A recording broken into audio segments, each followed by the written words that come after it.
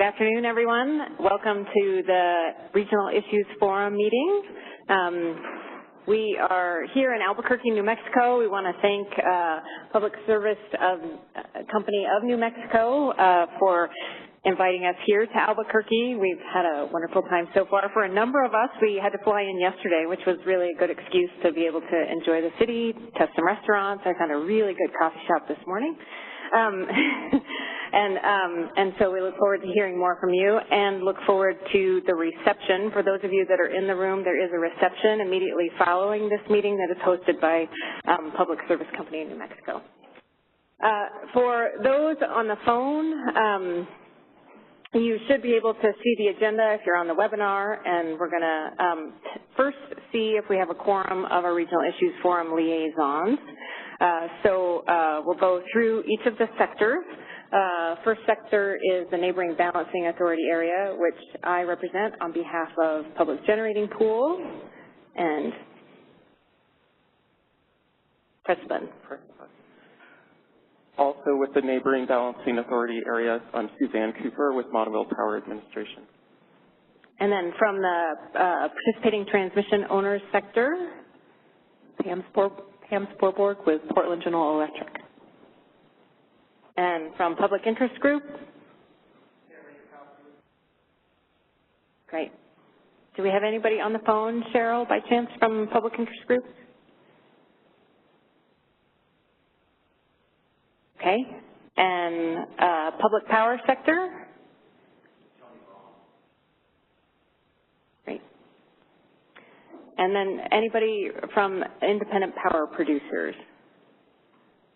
Operator, I think we may have Bob Kahn on the phone.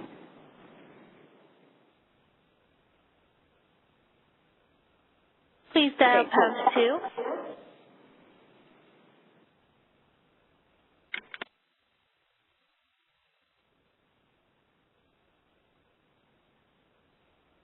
Okay, we may not have Bob Kahn on the phone, which means we do not have a quorum, but we're not making any decisions today. But it's just noted that we have 4 of the 5 sectors represented. Okay, with that, we're going to go ahead and get started. We are going to start the day with a presentation by Todd Chrisley from Public Service Company of New Mexico to talk about their decision to join the EIM and walk us through a little bit of the thought process associated with that. We're going to go ahead and ask him to give the presentation, and we'll save questions for the end.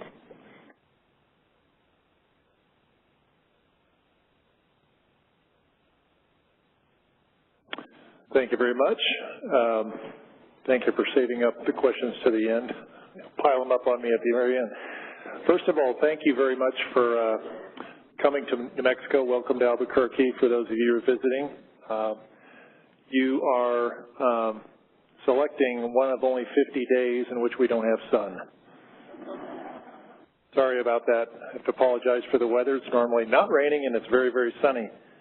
And so for you, those of you in the Pacific Northwest, this is an average day. For us, this is a strange day. People look out the windows and begin wondering, what is that coming down out of the air?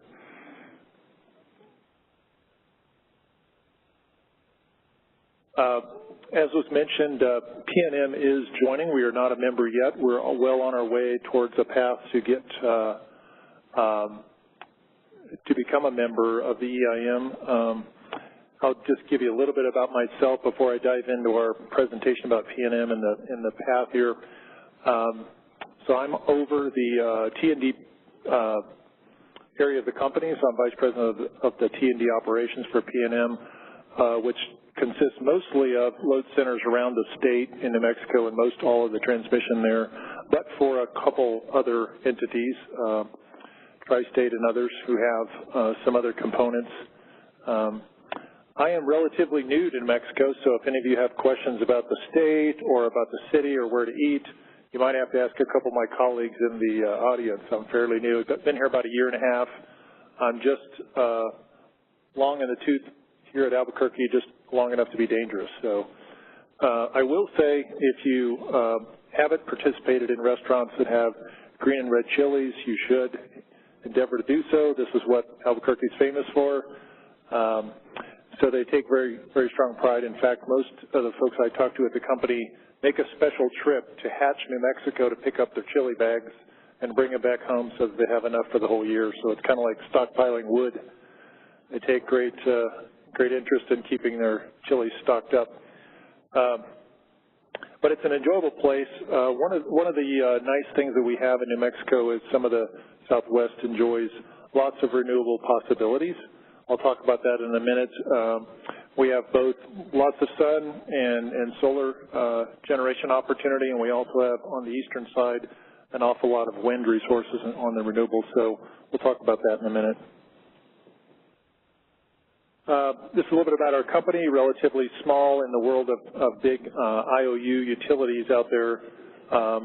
Again, our portion of the system is pockets of load centers that are primarily the heavy cities in New Mexico. Mexico is very sparsely populated, but for Albuquerque, Santa Fe, and just to the south, Silver City and Alamogordo, some of those cities, but relatively sparsely populated, so relatively light load. We have about 500,000 customers in the New Mexico system. We have two utilities. I'm not going to talk about the Texas piece. We do have a utility in Texas located in Dallas and parts of Houston as well, but this is just a map of our system here. So about 3,000 miles of transmission lines of that 15,000, all the typical stats. Here's a little more detail about our system and the actual transmission lines. As you can see, to the northwest of Albuquerque connects a couple good-sized transmission lines to the northwest. Back when the system was built, our San Juan generating plant, which is a very large coal-based resource, was built, and so that power was piped into the load center through a couple big to the northwest. Currently, those are very, very important to us, both from an import and export capability standpoint. I'll talk about the import capability in another slide. To the southeast corner is our connections to Empire and to the west, Excel, SPS. As you can see, to the east is one single 345 kV line, and I'll have another slide here in a minute to talk about the wind resources. But that single transmission line has become very important to us because most of the wind is to the east. And as good wind developers do their work, they find the most efficient way to get their power to market, and that line has been the most efficient way. So that's kind of a very limited connection we have to the east, given all the wind. And as you can see, it's not really heavily interconnected internally, even in the state. So it's fairly lightly connected. One big load center in Albuquerque, and then some more remote, more district-related loads to the south and the east.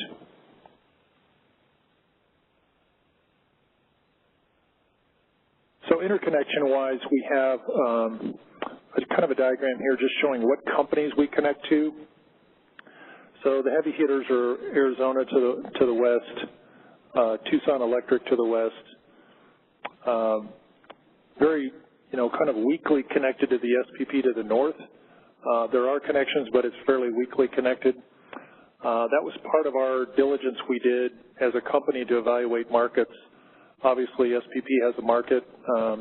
The Western group had attempted to join SPP. We considered those as well when we were evaluating the markets to the west for California in the Western EIM. So essentially, the connections to the west are much stronger, and that gives us more throughput, more import-export capability. This diagram just kind of shows you that. Well, I'll point out that's interesting as well is there are a couple balancing authorities within our balancing authority. So those are shown by the blue colors there. So there's a little bit of a complexity there we have to manage, but we've talked that over with the Cal ISO folks to help them understand what we do as a balancing authority. So some relatively new news for us, as most legislative sessions have consternated over new RPS targets. New Mexico is not any different, and in fact probably is mostly energized by the fact that I mentioned we have a lot of renewable resources capable. What's depicted in this slide is today under consideration by the legislative bodies. The Senate in the New Mexico legislation has passed this very legislation that we show here. It is now in the House, and we expect that to pass as well. It's in the House this week.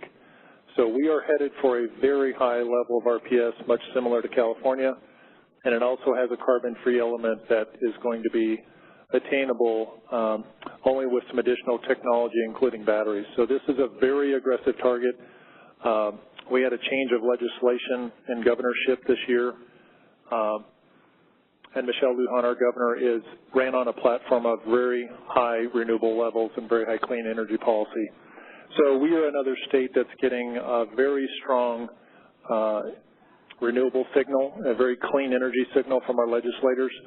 PNM is on board with this, and we're moving towards these goals. We think it's very achievable given the position we're in the Southwest with both wind and solar. The real issue is really just the carbon-free piece. That's the part that's going to take quite a bit of technology breakthrough. We're not saying that's impossible, and it's probably very probable given the fact that we've seen technology breakthroughs in the past. I'm old enough to remember that when large-scale utility wind was being placed into service a number of years ago, I would have never dreamed we would have had the levels we have today. I just assumed it was going to be too expensive. The tax credit was run out. It would kind of be a supplemental piece of our portfolio, and here it is today, the primary resource in some areas of the country. So we're very excited about this. I think there's not anyone in the room that wouldn't be excited about figuring out ways to generate energy in a cleaner format. And now that we see some of the price signals for some of these resources coming down over the last decade or so, it's giving us a lot of hope. A lot of hope that we can really move towards these cleaner energy policies and cleaner energy resources. As an operating utility guy, I always get a little nervous about actually how to balance it all. That's our chief concern when we talk about reliability and grid operations and even wholesale regional operations. These kinds of things make folks nervous. I came in my previous career from a company that worked in the Southwest Power Pool, and even in that area where there was a lot of wind-rich resources, even they found they were really underestimating what they really could operate with the wind resources. So with climate technology and diversification of those resources across a wide geographic footprint, it was very, very possible to push the envelopes to these much higher levels operationally. So most of what I think utility folks struggle with is the old paradigm, thinking this is never going to be something I can flip the switch and turn up and down like a plant. But we're finding that with advanced technologies on predictability of wind, predictability of solar, it's very, very possible. So it's encouraging. I'm really excited about the times we're headed into here. So a little bit more about what New Mexico looks like for renewables. I mentioned that 345 line to the east. This is trying to depict on the right-hand side kind of the trajectory we went through to load up that line. So as I mentioned, the wind developers found this line very quickly. They found in New Mexico on the east side lots of wind resources, yet one single transmission line to connect up to it, and that's exactly what they did. So as we sit today, that line is fully subscribed with about 1,000 megawatts of wind renewables hooked up to that line. Just talking to my operating folks today who have a challenge in managing that because any single outage on the transmission line means commercial interruption for those wind facilities. And PNM actually has a number of reactive devices on this line just to keep it operating properly, one of which is we're installing a new static VAR compensator that's been in place, and there's also a synchronous condenser that's going in service as well as we speak, and it's going to be in service at the end of the month. And all of those resources are helping us manage the reactive elements and the voltage support necessary for all of that power transmitting down the one line. So it's an interesting dynamic. It is clear that for more renewables to come into play, we're going to have more transmission. So that's, again, just indicative of even what one transmission line can deliver to market, even in existing conditions. All right, back to our focus at hand here. The Western energy market is an exciting thing for PNM. We've employed the same vendors that most of the other members have. E3 did our study on the benefits. The Telecast did our studies on the costs. I really pressed the E3 folks to talk to me about how they're estimating benefits. One of the worst things we want to do as utilities is go into our regulators and say we expect these kind of benefits, and then we can't materialize those in the coming years. So we've pressed them very hard. And again, I think as anyone else in the room has used E3, they've learned over the years to focus their efforts and their modeling on a more conservative approach, and that helps shape the right level of benefits that you can expect. So we see the same things. PNM is on course to be active and joining in the spring of 2021. So we have all of our team engaged and poised and ready for that implementation. It's a lot of work, as most of you know. And again, that's part of our strategy, is to make sure we have all the systems in place and our regulatory approvals, which I'll talk about in a minute.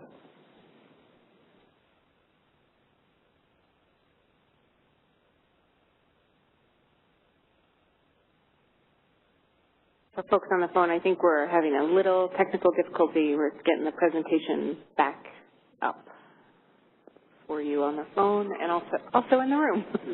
Do I need to? I think you just need to wait a moment.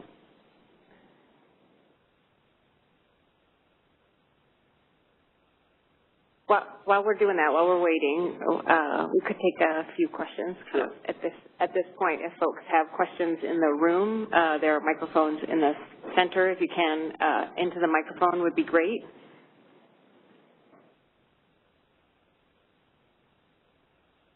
And please identify yourself before you start your question. Hi, Jennifer Gardner with Western Resource Advocates. Thank you for the presentation thus far.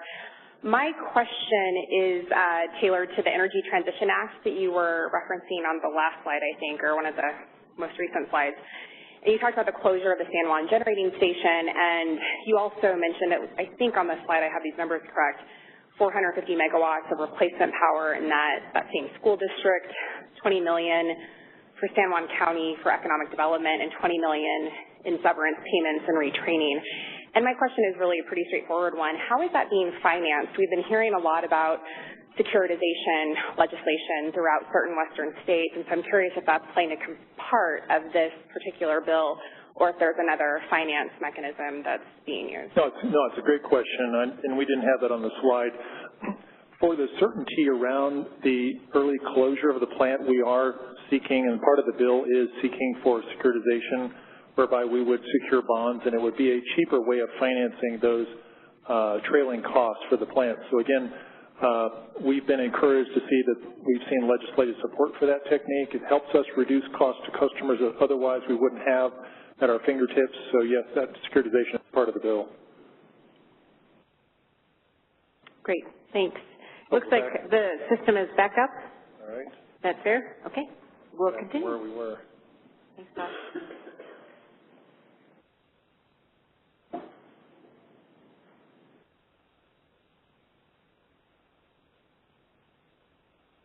Not advancing.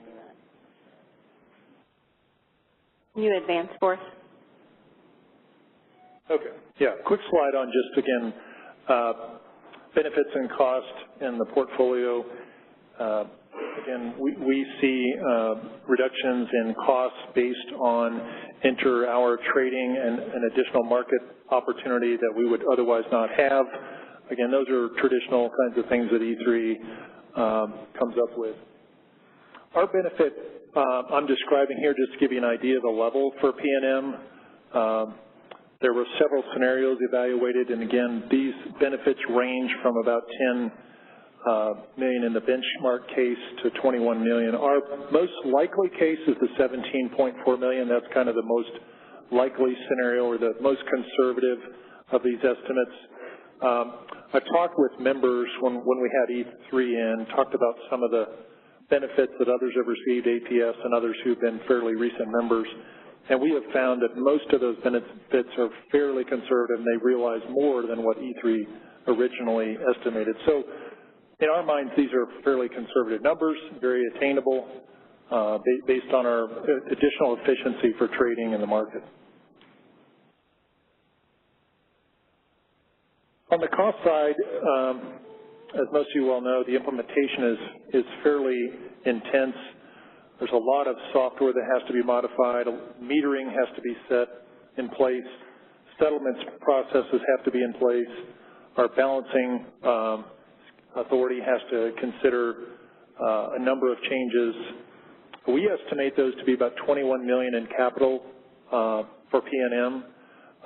Again, when we did those studies, we had our team working with the consultants, understanding exactly what those costs would be, trying to make sure that we have nothing missed or overlooked. On the O&M side, we expect about a $7.5 million up front, and then maybe $3 to $4 million year over year for ongoing O&M. Nothing too surprising here, fairly straightforward numbers for a utility our size.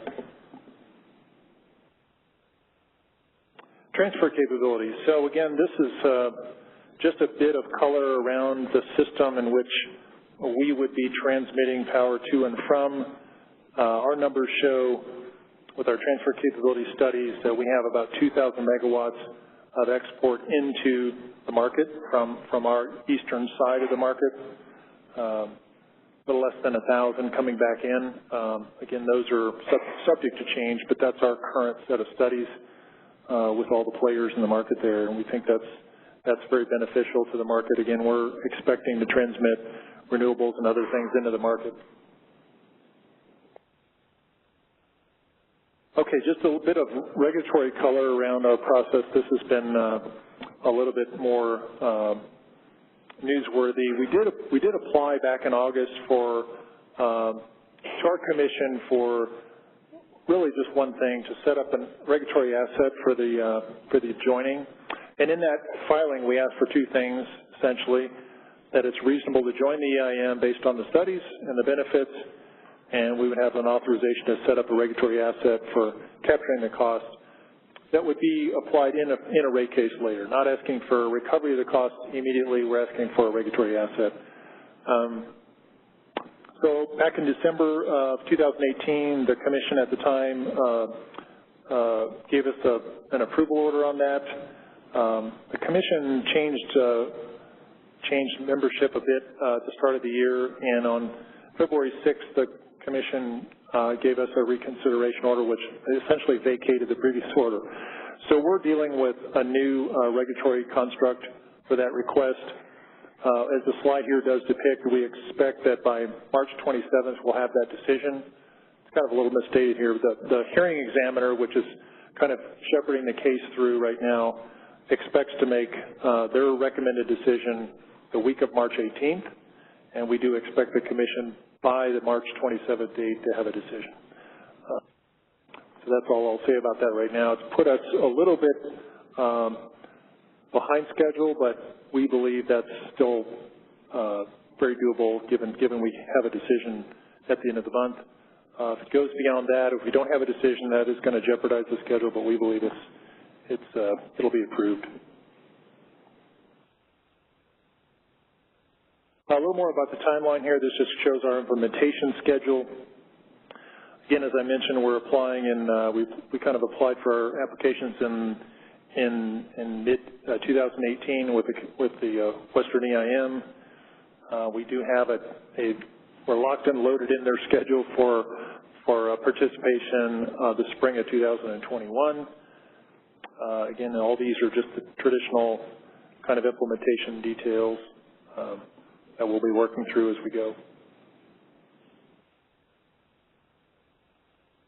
So next steps, we've got vendors lined up. We've got our RFPs back. We're ready to select vendors and begin actively pursuing and spending capital dollars, starting the project and beginning implementation. We have a mid-summer kind of vendor implementation meeting to kick them off. Most of these vendors know the work at hand. They know what to do. They know exactly what it's going to take. And with the help of the CalISO folks, we'll be in great shape, we believe. So with that, I think I'll end my formal comments and take questions. Terrific. So folks in the room, if you have questions, please come to the microphone. And while folks are transitioning their way, I'll ask a few questions. So you mentioned a couple times a fair amount of transmission connectivity to the west versus the east. I assume in your evaluation you looked at Southwest Power Pool as well as CAISO. Was it the transmission aspect that was maybe kind of a key deciding factor? Yes, it was two things. The transmission connectability for PNM was less, so we had less throughput to SPP, so less transfer capability, and then a little less robust market. We believe the market is stronger to the west. We believe there's more transaction capability, more resource interactions with that market than it is SPP. On the DC ties for SPP, that's kind of always the challenge, get into the actual SPP. So the real market is really something west of those ties. So it's a smaller group of utilities, a smaller level of generation, a smaller footprint. So all of that adds up to a less robust market. Great. Thanks. Hi, Todd. Arthur O'Donnell, Energy Overseer, ex of California Public Utilities Commission, now residing in Albuquerque, so I pay money to PNM every month. I want to tease out the PRC situation with the EIM just a little bit. PNM will file tomorrow on the kind of legal underpinnings. It's not even an issue of cost and benefit anymore. It's a question of whether PNM can ask the PRC to approve what it asked them to do. Right? We'll look for that. But it was my understanding that the utility has ceased expenditures on moving ahead with the EIM pending, right, a decision. And secondarily, how important is this April 1st date, right? It was called a deadline. The PRC staff could not find anything that made it a hard and fast deadline. And we want to know what the kind of like the flexibility is among the EIM, the ISO, for participation if you don't get a decision by April 1st. Those are two great questions. On the first question, we believe that the request is for a regulatory asset in order to recover costs that we're going to expend. That's the basic question. So we feel as a utility we're not going to spend that capital until we have that approval. So we are, at this point, we had it approved, now we don't, so we've stopped. So we've held up a bit on our expenditures. We expect that once the decision is made, we'll re-engage, we'll fully deploy all of our resources, try to make up that ground. That is what we're doing today. We're not moving ahead and executing contracts with our vendors and putting all that capital to play yet. On the question of whether April 1st is the deadline, it certainly is the deadline. Anything beyond April 1st is jeopardizing our ability to be in the right queue for CalISO. So they've clearly given us a window. There's 2 utilities joining in 2021. We're one of those 2 utilities. We have to be engaged by April 1 to make that date. So we are going to be jeopardizing the queue, if you will. And what I wanted to say to your question is that it's not a matter that we'll just join a little later because we've been delayed. We're going to miss the queue. We're going to not be able to have CalISO have the opportunity to integrate PNM should that delay be beyond April 1. So that's our take on it from our friends at CalISO. We are given that position. We have to hit that queue. If we don't, we're going to lose a year's worth of benefit. We'll have to go clear to the next year. Again, it's very understandable that CalISO only has so many resources to be able to integrate utilities. They can't do 2 consecutively. They have to do them together. So just to manage their workload. So we will miss the window if this is delayed much further.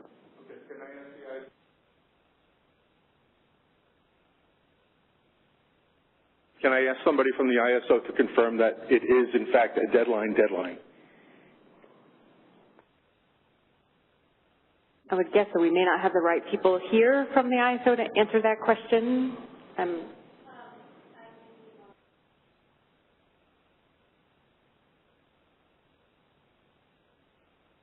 Okay. I think at this point we don't have the right people from the ISO to answer that question. Okay, thanks. I'll keep asking. Okay. Thank you. Other questions in the room?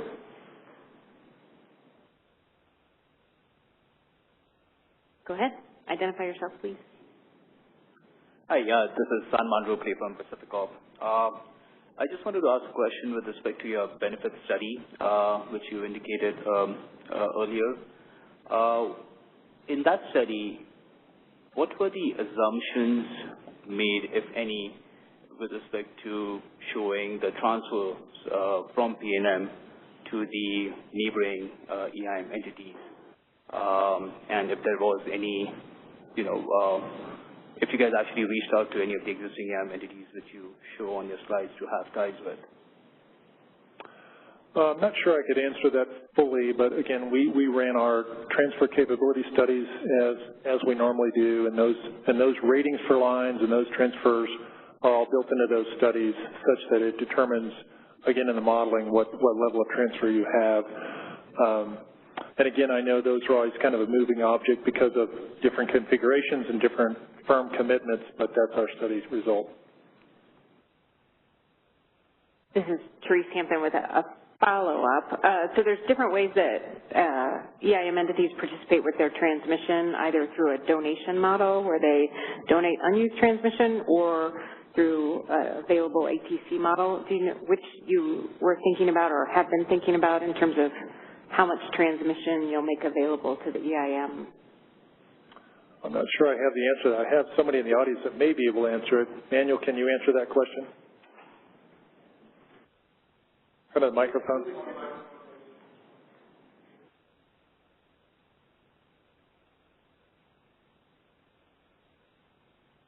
Yeah, my understanding is that it would be freed up transmission at the beginning of you have your day ahead activities, and then once that gets settled, they'll free up whatever portions of the available ATCs there. So I don't know, is that your voluntary, or what you call it? I think you're using the available transmission. Yeah, because we declare all that isn't used, because the firm point-to-point customers will have declared what they're going to schedule. And anything that is freed up, then that's non-firm, released for non-firm for the day. And I think that's what was used in the studies to generate the benefits that they saw. Great. Okay. Are there any questions on the phone? Actually, do have a question in queue. And caller, your line is now open. Good afternoon. Christopher McLean, California Energy Commission staff. Regarding the fully subscribed line to the east that is the tie for the wind resources, is it possible to provide sort of a brief description of the subscription process, how you guys operate your open windows, what the product is that subscribers are sort of bidding for, and then maybe a little bit about the physical operation of the line. Do you experience much congestion and or curtailment? Okay. Yeah, I can answer that. Our subscription process is simply the FERC oath in which we maintain for interconnection agreements. So again, those wind developers have come to us using the LGIA process that's FERC regulated. So we have interconnected those transmission customers for their generation projects under the traditional oath that we manage. So those are just first come, first serve. They're in the queue. We're processing that queue as a transmission provider. As to the operation of the line and congestion, it is kind of a single-threaded line, and so the congestion is simply what resources are online at the time. And again, it's pretty much, you can generally think of it as kind of a big pipe. It's piping energy from the east to the west down that single line. We've had, interestingly enough, a few very odd operational issues with that line. We've had lots of birds and raptors nesting in our transmission tower we're trying to address right now. So we're actually using some bird mitigation strategies on the towers. That's caused some interruptions from bird streamers. I won't go into any more detail. Because it's a single line and because that line is so critical, we've had a lot of that activity that's caused us to spend some additional capital on that line to ensure that that line's operational performance improves. Great, that's helpful. Any, sometimes WEC will roll metrics on sort of U75, U90, so percent utilization? I'm not sure I could catch all that. Could you repeat the question? Oh, yeah, sorry. So oftentimes in WEC reporting, flow metrics will be reported. These are statistics on line flows, and some of the ones that get reported are sort of a U75 or U90. So these are like exceedance values on flows versus line capability. If you have those to share. I'm going to ask Manuel to come back up.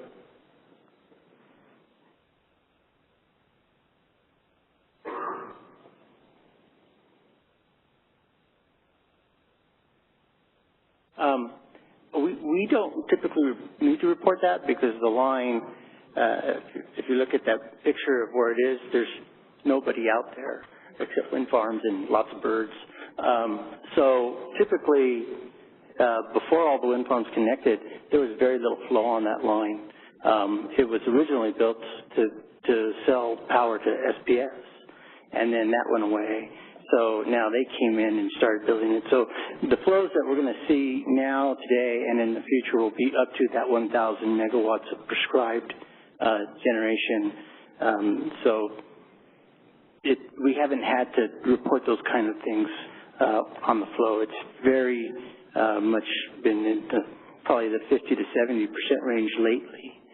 The wind's not always blowing in the right place. It's 260 mile an hour, I think is what it is. So it's a lot of diversity on actually how the wind farms are operating on one end versus the other.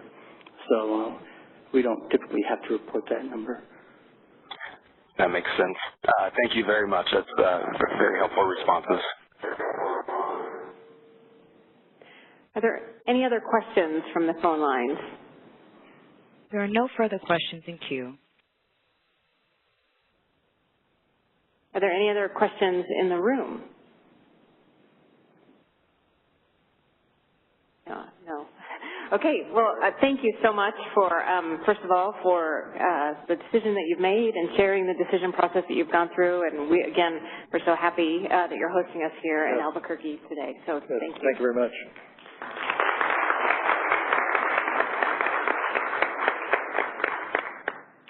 Okay, the next panel, one of the things that we try to do with the Regional Issues Forum is talk both about, kind of context for different issues that we might be dealing with within kind of general CAISO and EIM proceedings, but also really wanting to get some sense of best practices and lessons learned from the EIM entities themselves. And Pam Spielborg from PGE is going to moderate this panel of a very interesting topic. She brought it up as one of the liaisons, and for me, I said, what? What? And so I think it'll be very educational for those that maybe aren't as familiar with what an ETSR is and about best practices. So I'll turn it over to Pam to introduce the panel and have the conversation. Therese, I think you covered about half of what I was going to say in my introduction. So ETSR, as Therese said, I think this is a really great topic for best practice review in a lot of ways because ETSRs, which stands for Energy Transfer System Resource, I think every time this acronym has come up in the context of this meeting, it's been a little bit different. So ETSR is Energy Transfer System Resource. That this is a topic that really occurs primarily between EIM entity balancing authority areas. It's the way that we connect transmission and schedule transmission between the EIM entities. And a lot of the process is outside of the ISO documentation process. So I think this is a great opportunity to share a little bit more about that process and to answer any questions that you may have about the way ETSRs get set up and how they operate. And to do that, we have a really excellent panel here. We have Sanam Rokid from Pacificor, who will go first, and then Bob Harshberger from Puget Sound Energy, who will go next, and then last, Izzy Sasamala from APS, who will conclude the presentation. And each of these presenters has a different set of perspectives and topics. For Pacificor, I think Pacificor is interconnected to every single EIM entity so far, except for PowerX. And so I think there's a lot of lessons that we can take away from Pacificor's process and approach to establishing ETSRs. Puget was the first EIM entity to have an ETSR over third-party transmission rights and not be directly interconnected to their EIM balancing authority area. But also Puget has recently come back to establish some new ETSRs with Portland General and with Idaho Power. So I think there's a lot of opportunity to learn from the process of going through this in two different phases. And then finally, APS sees one of the highest volumes of wheeling in the EIM. And so Izzy has a lot of work to manage the ETSRs and has been working with the ISO on setting up some additional tools to help better manage that. And so this is a good opportunity to share the implementation of those tools and how it's working with APS. So I'll turn it over to Salman. Thank you, Pam. Good afternoon, everyone. My name is Salman Rokade, and I'm here to talk about the best practices for design and implementation and basically lessons learned from Pacificor as an EIM entity's perspective. I think given the time allotted for the presentation, we'll probably be taking questions at the end of the presentation if you guys have any. So before we begin, I just wanted to throw this slide out there, which basically talks about the common terms and terminology as applicable to ETSR operations. And apologies for being redundant because I guess many or almost all of you may already be familiar with these terms, but just wanted to kind of put it out there. So the topics I would All right. Sorry about that. The topics I would be covering in this presentation is basically a generic overview of Pacificor's operational footprint, Pacificor's experience with designing and implementing ETSRs, which includes the types of ETSRs we have out there, and the business rules that surround the ETSR when it comes to data submissions. Lastly, I'd also like to touch base on harmonizations of those business rules, and that is a topic which Pacificor as an EIM entity strongly feels about and definitely advocates that within the EIM operational footprint.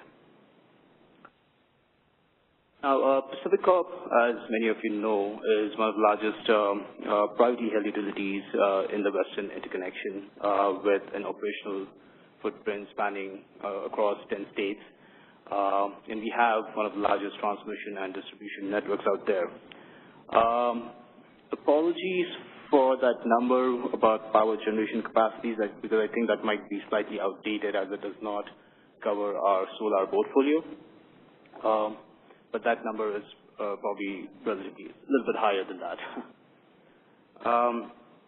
Pacificor operates as two balancing authority areas, commonly known as PAC East and PAC West. However, we tend to we operate them as an integrated system based on existing agreements and scheduling practices. And within the EIM world, they are actually translated as two distinct EIM entities for PAC East and PAC West. Now, as you all know, Pacificorp was the first entity to join the EIM with California ISO. And between the operational footprint of PAC East and PAC West, as Pam mentioned earlier, that we find ourselves interconnected to almost all of the existing EIM entities except for PowerX. And looking at EIM's roadmap for future entities slated to join the market, we do actually find ourselves having ETSRs established with LA, SRP, potentially PNM, Northwestern, and if Bonneville and Avista, from what I understand, they are still contemplating on the decision to join EIM, and if they make a formal announcement, we would have ETSRs established with them as well. Now, the point I want to stress on this slide is that each ETSR implementation which Pacificorp has had came with its own unique operational and implementation needs and challenges.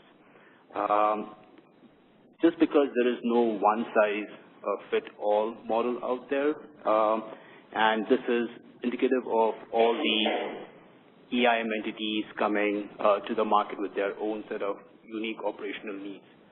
So every ETSR which PAC has a nuance where they are not implemented the same, but that's just because what the implementation challenges we've had with the entities. Let's go over some high-level considerations, which we believe the EIM entities should be cognizant about. The new EIM entities, from our, at least, we understand that entities joining the market, they enter with a formal agreement with them and the California ISO, but we would also like to take a step forward in that and stress that the entities should also have some kind of agreement with the existing EIM entities. And the nature of the agreement would include identifying the tie lines, the design, and the capacity available for any ETSR implementation. Starting the design process as early as possible is highly recommended. At least 1 year out is a minimum time frame which we would recommend for the future EIM entities, including other EIM support departments like transmission settlements would be wise. Get them on as early as possible in the design would be recommended. So today, ETSRs are primarily categorized as a base and dynamic ETSRs. Now, base ETSRs represent bilateral base energy transfers between the two EIM entities which cannot be optimized by the market. Now, in the example on the right, I have a small diagram which kind of depicts base ETSR design between two EIM entities. So the base ETSR, as you see on the example, we have established an import and an export base ETSR between EIM entity 1 and 2. As you can see, we have corresponding base schedules on the import side and export side. Now, these are the base schedules or these are the transfer capacity which the market cannot dynamically optimize.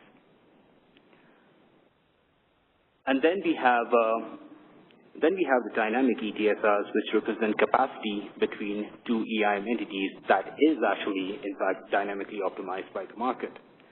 The limits to the dynamic capacity can be provided by different methods, as the interchange right holders method or the available transmission capacity or the ATC method. I'm going to quickly show, yes. Now, the example you see on the right basically defines the dynamic ETSR setup using the ATC method, and it uses the base schedules from the base ETSRs. So in this example, you see the dynamic limit for an import direction dynamic ETSR for EIM entity 1 is takes into account the TTC limit on the path, the base schedules on the import side and the counter schedules. So if you look at the numbers with a TTC of 500 megawatts and assumed import base schedules of 50 megawatts and a counter schedules of 300, you can get a dynamic limit of 750 megawatts. What that means is for any given market run, the market can optimize flows between the EIM entities and import up to 750 megawatts into EIM Entity 1 if it seems feasible to do so.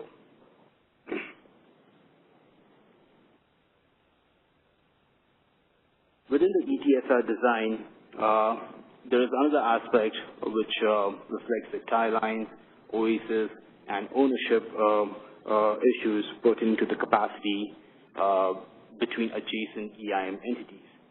Now, the question to be asked here is, do I have a tie line with an existing EIM entity? And if the answer is yes, then you would probably need to at least establish a single base ETSR with the said EIM entity.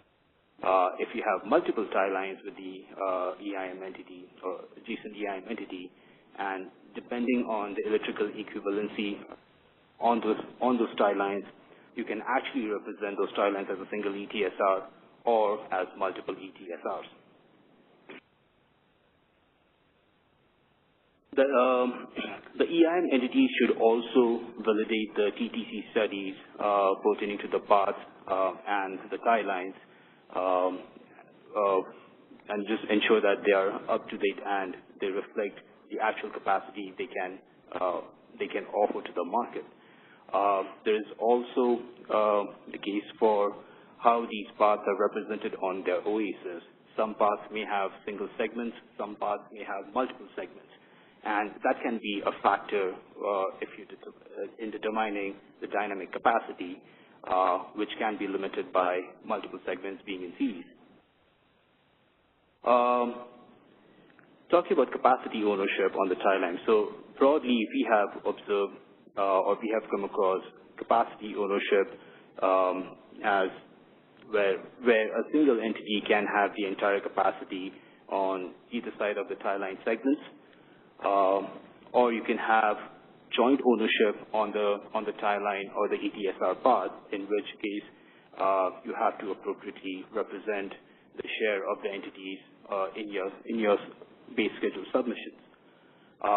There is also a flavor of a non-EIM entity owning a capacity share on the ETSR path or the tie line path between two adjacent EIM entities. In this instance, we have to ensure that that capacity is not reflected on the ETSR submission because the market cannot utilize that capacity. And lastly, we've also seen flavors of multiple ownerships on a tie line between EIM entities, or you can also look at that as a three-terminal ETSR design where you have three EIM entities interconnected at a single point and potentially leading to a three-way ETSR operation. Another aspect of the ETSR design to consider are the business rules when it comes to data submissions.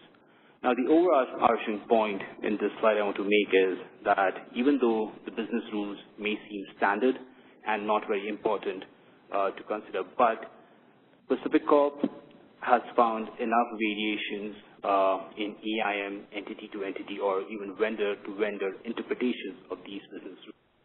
So from our perspective, entities should explicitly talk about the business rules when it comes to the data submissions for ETSRs before implementing them.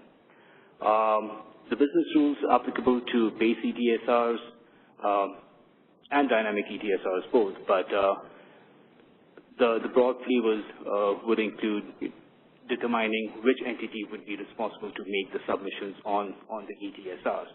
There is an underlying assumption that any new EIM entity which joins the market takes ownership of the data submissions. However, Pacific Corp has found that owing to the nature and complexity of the ETSR design, it might be prudent that the existing entities can make this as well. So just wanted to kind of challenge that assumption a little bit there. Entities should be explicitly documenting the schedule attributes and the tag types which they want to include in ETSR submissions, because there are also some variations in how entities interpret that. For the dynamic ETSRs, they follow similar rules as the base ETSR for data submissions, with the addition that the entities need to come to an agreement how they are representing the dynamic capacity on the ETSR. Well, now that you have designed and implemented the ETSR, now what, right? So, from our experience, I think entities should clearly understand what the operational impact of the ETSRs are, and how do entities respond to reliability events within their BAs, and how it impacts the flow on ETSRs. The market is complex, and with ETSRs, it creates complicated relationships within EIM entities, and any impact on ETSR operation may have a direct, variation on ETSR operation may have a direct impact to adjacent EIM entities, along with the entire EIM footprint. So communications with the market operator and other EIM entities is highly recommended when it comes to entities performing actions which has an impact to their ETSR. Understanding the operational expectations of ETSRs and how the flows change when it comes to responding to any system events. Now, again, there is no one-size-fits-all approach here, and thus the entity should determine best practices and guidelines when it comes to operating their ETSRs. And lastly, I think I just want to stress this point out more because it might get overlooked at times, but do distribute contact information for your EIM staff and operations support amongst the EIM entities, because it's really helpful to know who we are talking to when it comes to analyzing system events within the energy. I am not going to go into much details on this slide, but I just wanted to highlight that Pacific Corp has, as I've mentioned before, they've had some variations in how the business rules are being interpreted, and we would really like to stress that for a platform where entities can come together with their vendors to harmonize the said business rules. Currently, Pacific Corp is having to deal with certain issues related to different interpretations of the business rules for their existing ETSR submission.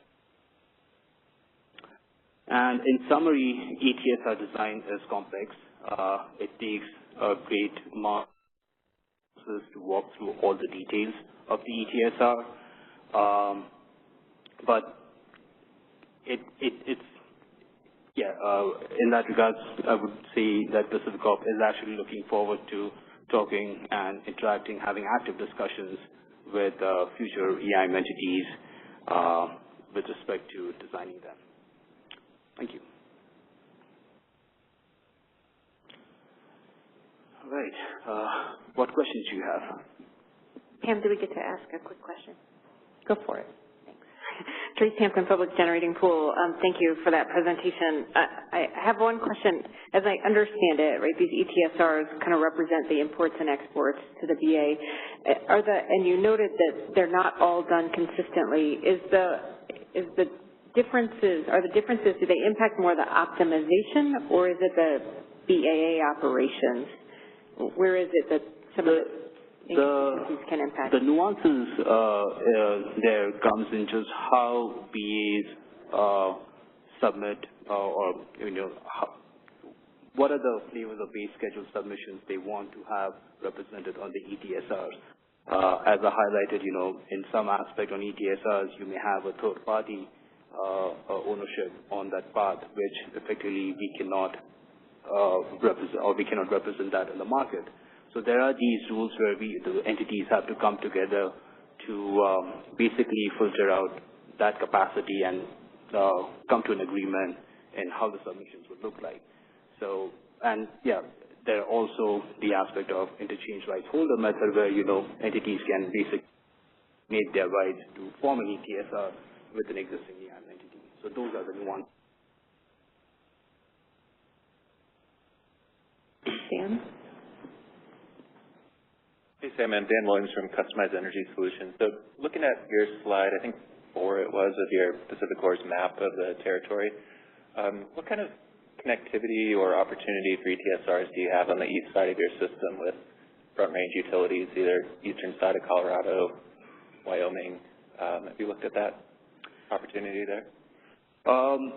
So in the roadmap, you have PNM, you have SRP, who are slated to join EIM, and we have an existing tie with Arizona, but in our preliminary evaluation of the design, we do foresee that there would be some flavor of ETSR modification, corporate PNM, and as well as SRP, because both of these entities either have some sort of transmission capacity which they own, or they come behind the ETSR. So those are effectively, the future ETSRs which do.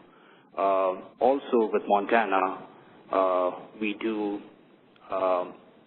anticipate at least having 2 ETSRs with them from north of Wyoming into the Yellowtail area and up in the Goshen, Idaho area.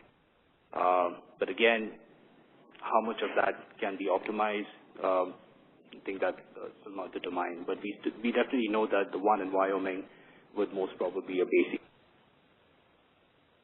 Do you think that potential exists there with Piesco or Tri-State or some of the Front Range utilities? To be honest, I have not actually looked into exploring that side. If Piesco and Tri-State were to join, what would that look like? But I can definitely take that back and get back to you details. Thanks. Saman Arthur, O'Donnell Energy over here. How do you deal with interscheduling window intermittency?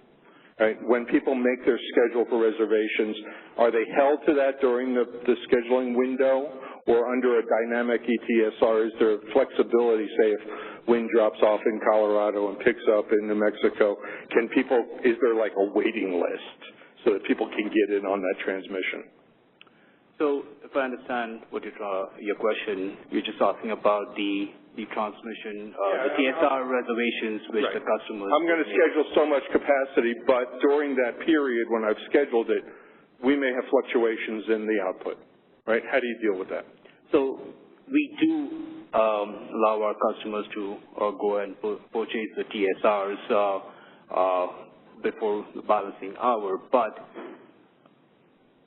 we still have to adhere to the balancing time frames that the market gives us. So you have your T75, T55, and T40. So effectively, we are held to making sure we go balanced by the T55 time frame. But if there are any late submissions done following that, then we just have to include that by a T40, which, depending on how soon we get that information in, may or may not throw the balance off. But yes, there is that challenge we run into time to time. Any additional questions? Okay, I think we are ready to move on to Bob. Good afternoon. I'm Bob Harshbarger. I work for Puget Sound Energy. My position is a utility player. I move in between the transmission provider, our control center, our merchant function. I seem to get the scraps and little tasks to do, and one of them was ETSRs this year. So I'm here to share our experience so far. To talk about third-party transmission, you got to understand a little bit of where we're at. State of Washington, we're a gas electric utility, 1.1 million customers, and about 800,000 natural gas customers. This past February, we had, as a lot of places did, a lot of cold weather. We hit a peak of 47, 46 on February 6th. We're winter peaking, and most of our, based on historical reasons, a lot of our resources are external to our BA, and we secure a large amount of transmission from Bonneville Power Administration to bring those resources into our system. Bonneville is adjacent to us. They run over the top of us, so to speak, next to us. They're all around, and our interconnection meters, you can see, compared to our other BAs that we're adjacent to, 34 meters, all from northern Whatcom County, which is on the near the BC border, all the way down to Centralia in central Washington. As we have connections with Bonneville. This is a graphical view of our BA. We're kind of skinny. It's pretty much strung out in some places. They're pretty narrow, but it also shows our resources and participating resources throughout our system. And if we go to the next one, on this one, all those blue lines are cut planes or flow gates of Bonneville's, and through through various mechanisms, they represent places where congestion is monitored quite closely, and it sometimes limits our ETSR activity across those cut planes as our resources respond to the market. We've seen this picture before. It's out on the website of the current EIM entities and CAISO and those that are planning to join in the next 3 years.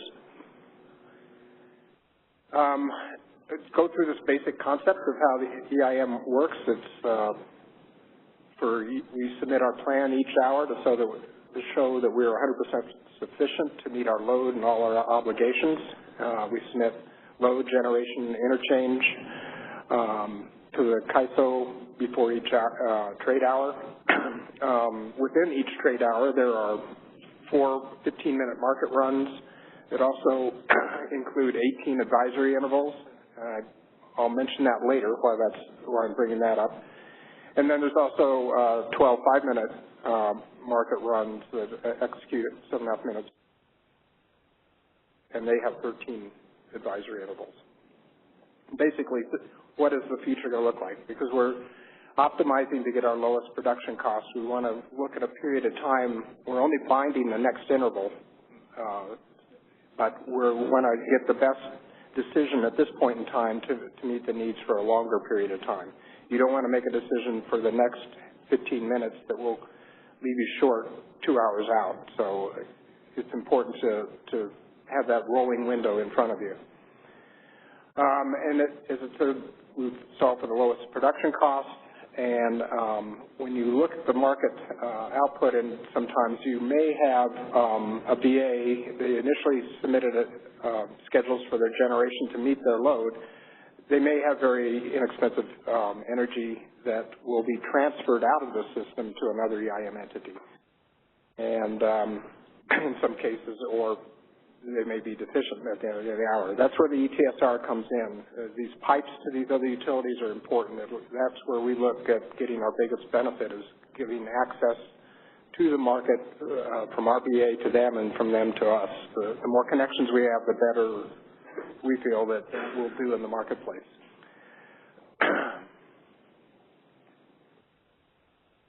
Here's another, this one lists the various capabilities of ETSR. It's about a year old, but it's for reference. And to zoom in on there, what this slide shows is 3 three parts to our current ETSR with PacifiCorp.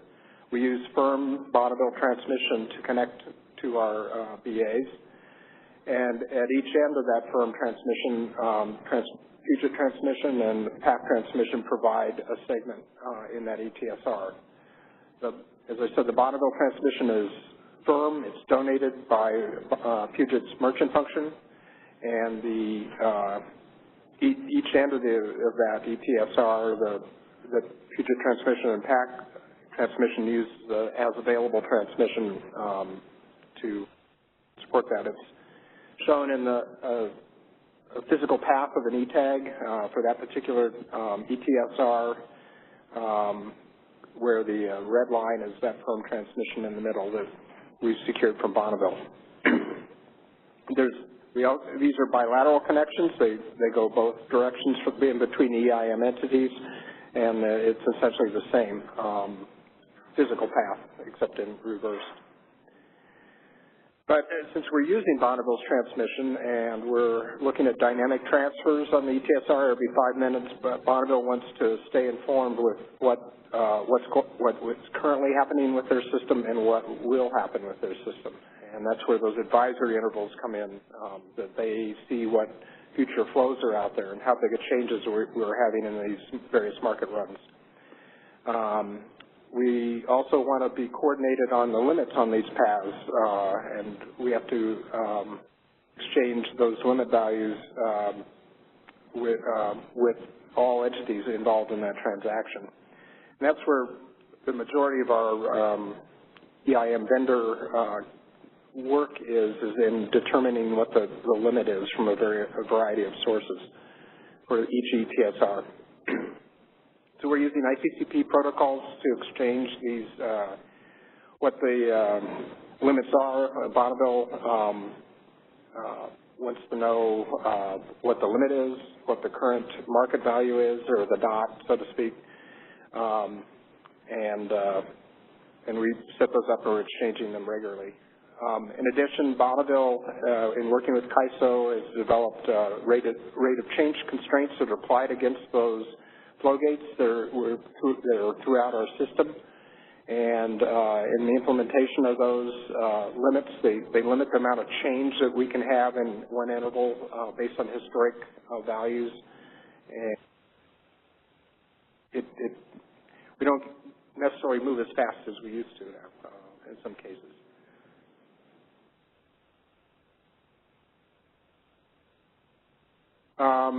We do have a ETSR with BC Hydro, and since we're right next to them, and there's a lot of bilateral activity.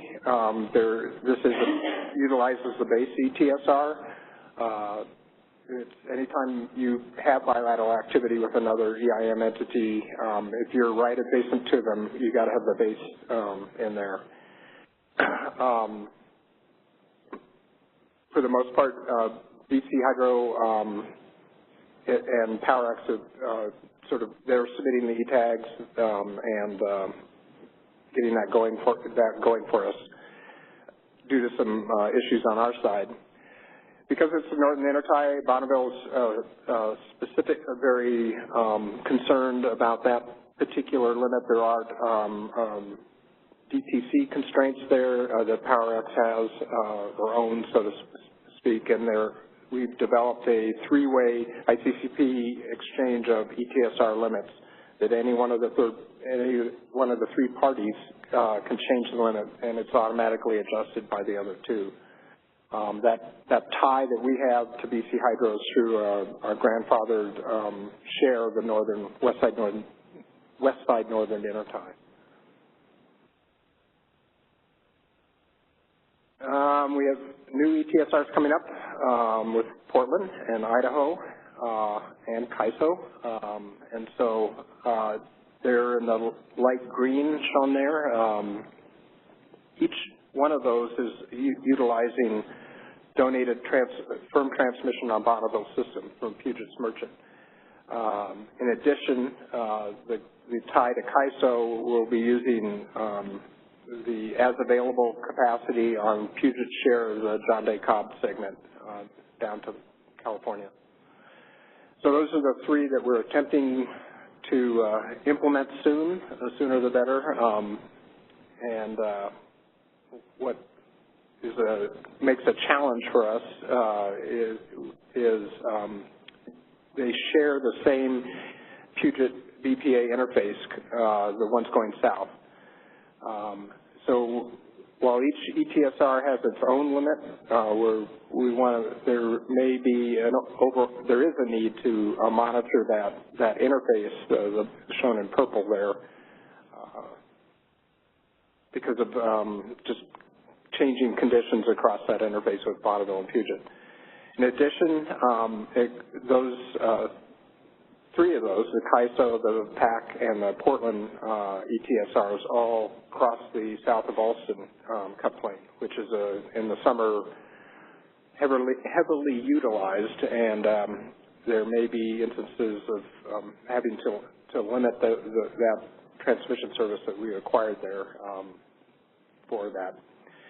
So there's a feature that I believe Izzy's going to talk about, the ITC, that Arizona's worked up with CAISO, where you can not only have the individual ETSR limits, but also submit values for the sum of those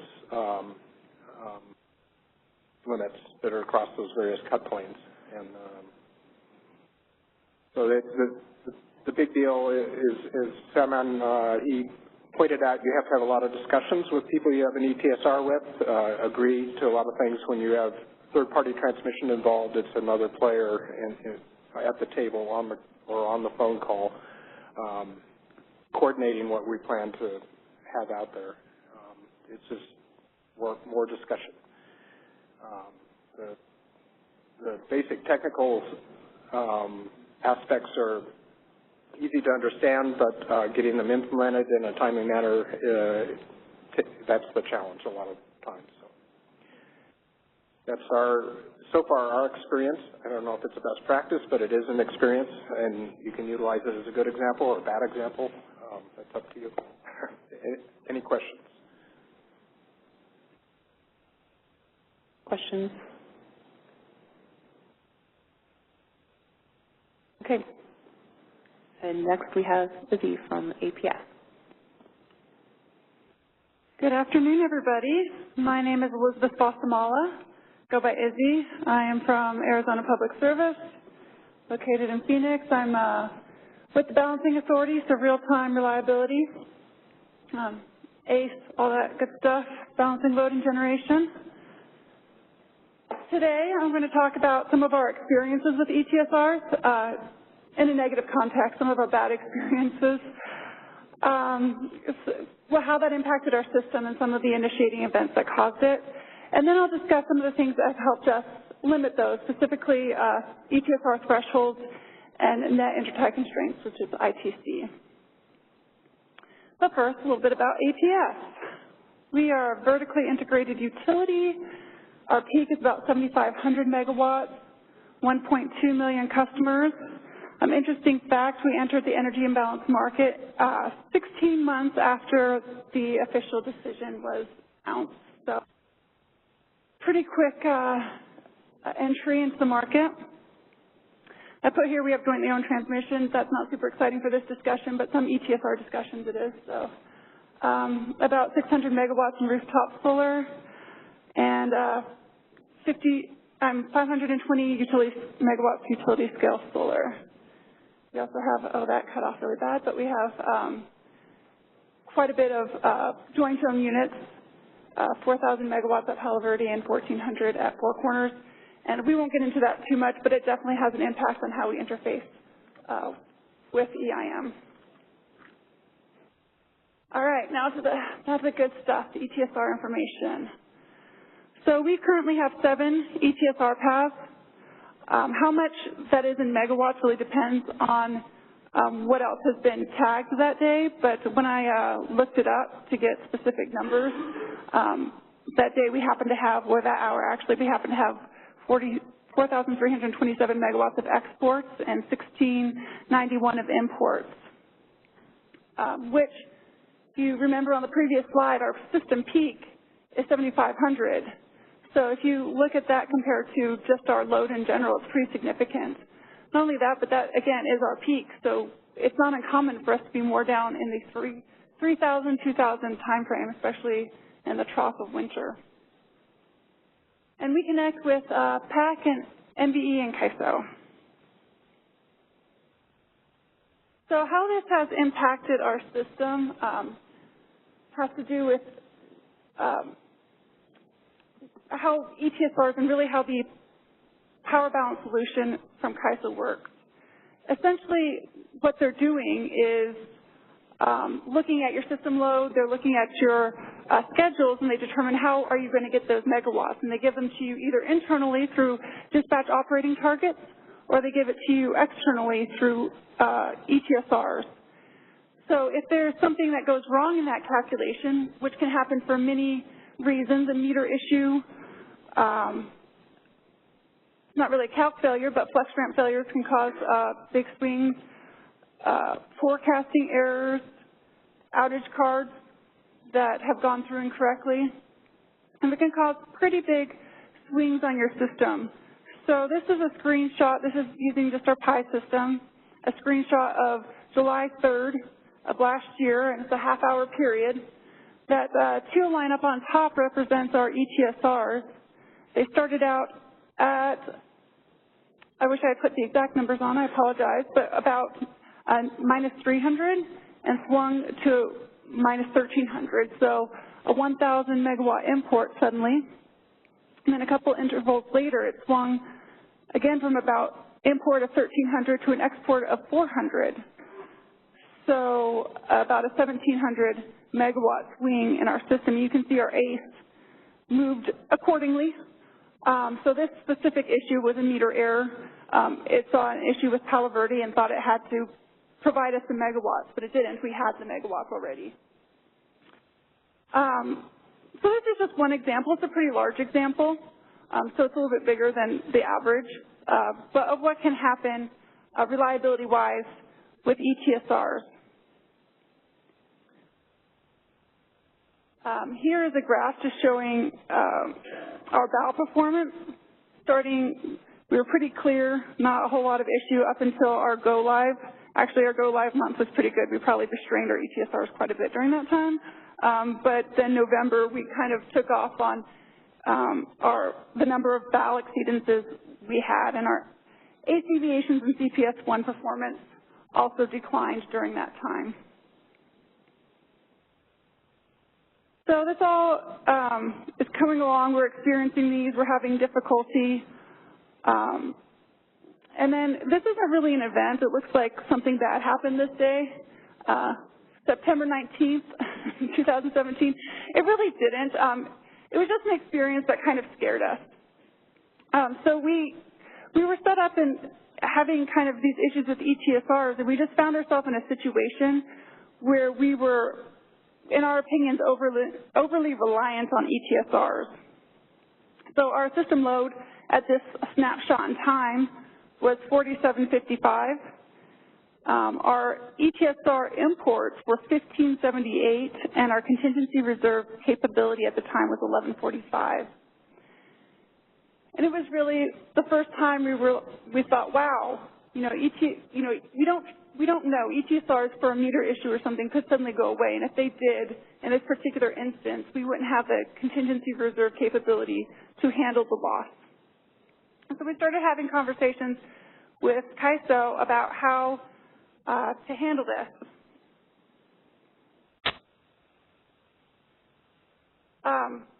So the first solution is kind of probably a little obvious, but it's as they occur, find out what caused that swing and fix it on a case-by-case basis. So that's been happening naturally as we, experience issues and submit city tickets.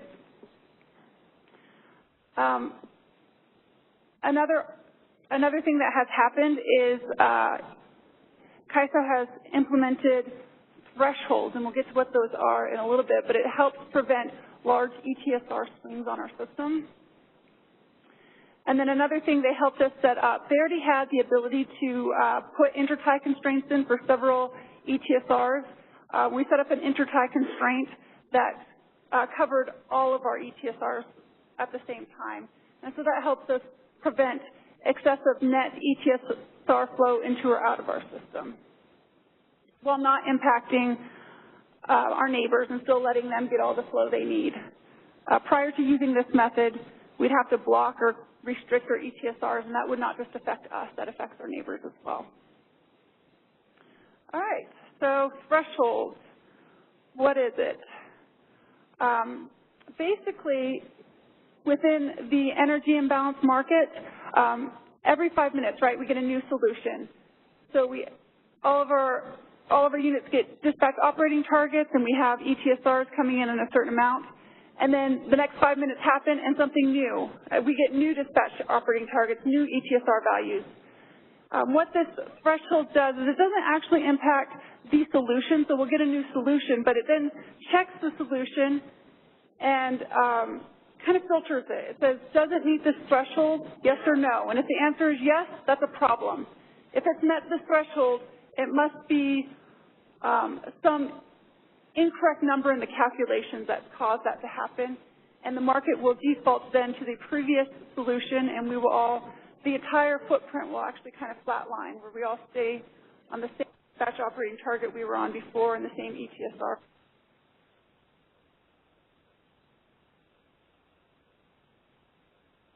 This is set up actually for generation changes, intertie changes, and ETSR changes for the purpose of this discussion.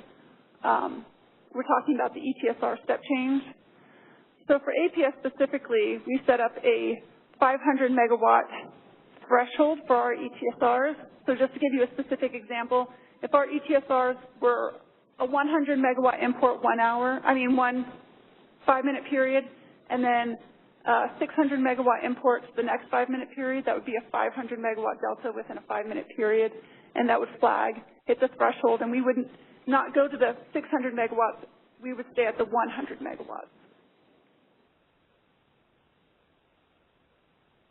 The benefit of this is it prevents large interconnection and impacting events. The event I showed earlier with the swing on July 3rd, that doesn't just impact APS and RAs, it impacts the entire interconnection, because when we can't move our generation down to take in those imports, there's 1,000 megawatts of overgeneration for that specific instance on the interconnection. So that has a very real impact on frequency and the stability of the interconnection. So this threshold prevents that from happening. It is higher thresholds than what would be triggered normally. So it doesn't prevent smaller scale swings, but those really large, oh crap moments, it helps prevent. It is the official term. So that has been in, I don't know if anybody can speak to, I'm just pulling the audience surprise, but I don't know if anybody remembers how long that's been the case, but it's been, I don't know, 6 months, that threshold?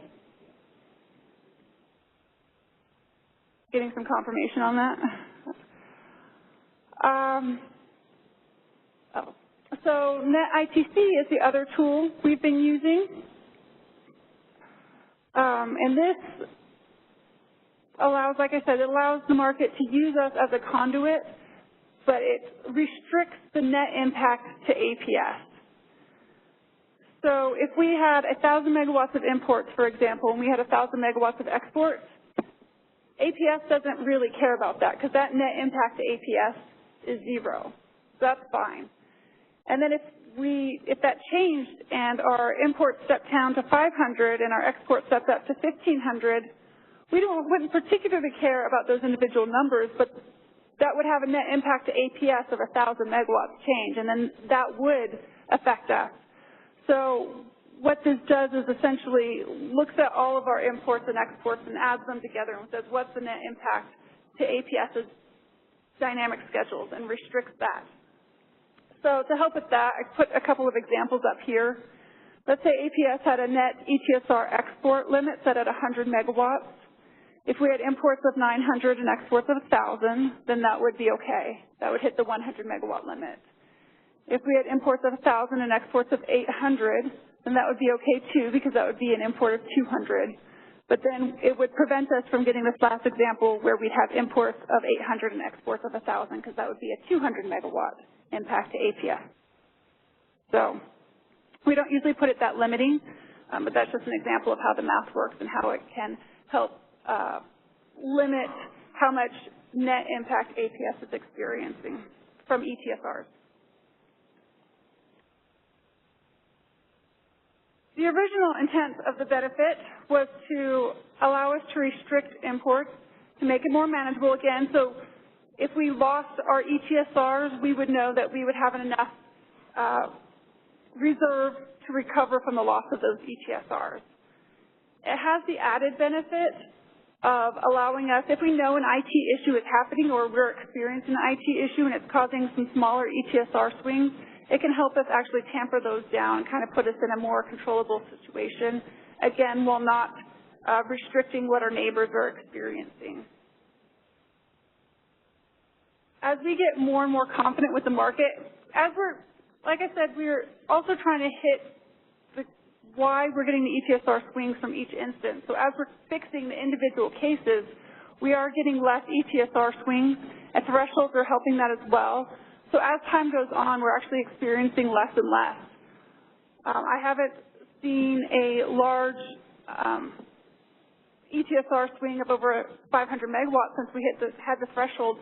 We used to have like a couple 100 megawatt swings several times a day, and now I haven't seen that in a while as well. So it's definitely reduced. And the more it does reduce, the less and less we're going to need this net ITC to help us with our original intent of restricting ETSRs. But it will actually continue to help us when we have IT issues. So I highly recommend it regardless, just as a tool to use when you know there's some work being done on your system with meters and or for us to use TCIs when we're having TCI issues, you might tamper down as well. So just as a final note, I'm just showing some of our more recent valve performance, and compared to what we had when we started EIM, this is a significant improvement over the past several months. So we've definitely seen much more stability within the market with ETSRs. That is it for me. Any questions? Questions? So you mentioned the thresholds were sort of a post-optimization processing, that it looks for the change, and then if it fails, it goes back to the previous market solution. Are the ITC limits, are they built into the optimization, or are they also a sort of a secondary process? That's a good question. They are actually built into the optimization. So it prevents the solution from exceeding the limit you put in. This is Therese Hampton, Public Generating Pool.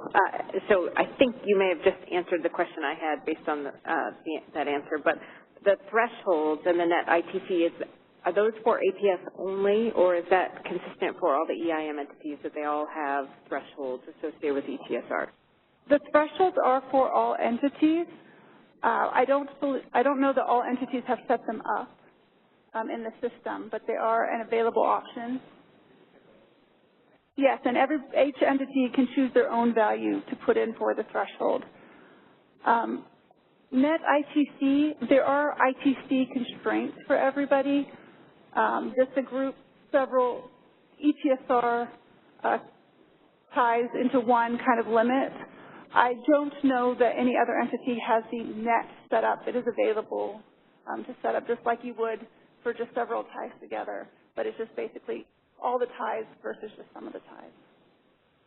And to the other panelists, do you use the thresholds? So they're available to you. Have you used them? Yeah, from Pacific Corp's point of view, yes, we do have those thresholds available, and we have just started. I mean, we were basically, in order to set those limits, analyze, how our ETSR operations have been. Took a look at some historical data and to kind of give a good understanding, okay, this would be an appropriate threshold to have on our ETSRs. And there are other aspects of thresholds like the net generation increase and decrease, which we are also in the process of evaluating right now. You guys set this up pretty recently, right? Yes, I think we just implemented the ETSR thresholds in the last month or so.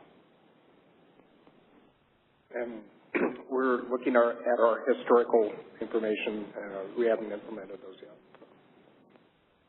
Arthur O'Donnell, Energy Overseer. Izzy, I'm going to try and ask this in a non-technical way. During your growing pains, especially when you're having a lot of swings with the ETSRs and ACE excursions, did they ever trigger reliability penalties? And if so, does this system indemnify the host utility from any of those penalties? I believe I understand your question. I'll try to answer as best I can. Our reliability arm didn't have a great understanding of the energy imbalance market or ETSRs. So any issue you have reliability-wise related to EIM is on the entity itself. We never got to the point where we had any kind of violation, which is, I believe, your question, to where we had some penalty associated. But it definitely, there were some times, especially during the growing pains and when we started, where it was concerning us from a reliability standpoint. Hi, Carrie Bentley with the Western Power Trading Forum. Thanks so much. It was really interesting. I was wondering if the thresholds were posted or public in any way.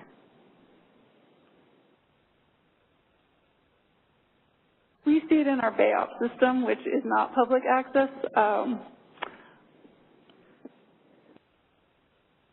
Yeah, I don't know if there were talks about putting them on the KAISO Oasis, but as far as I think I know, yeah, it's still within the entities because not every entity uses the same threshold, and they come up with the numbers based on their operational impact on the ETSR. So I believe at the moment they might not be public yet, but I believe there are some discussions happening on that. Thank you. And then a follow-up question. I was wondering if they change obviously they change between entities, but then do they change between, sounds like the ETSRs are hourly in 15 minutes and 5 minutes, or are they consistent across all the markets and across time? So I think your question is a little bit deeper than maybe I can answer, but from my use and experience with it, it's just basically looking at the 5 minute, one 5 minute period to the next 5 minute period. Oh, interesting. Thank you.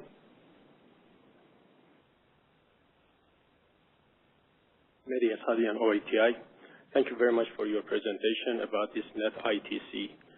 Question I have is, I understand the benefits that this net ITC brings in to the operational aspects of the Arizona.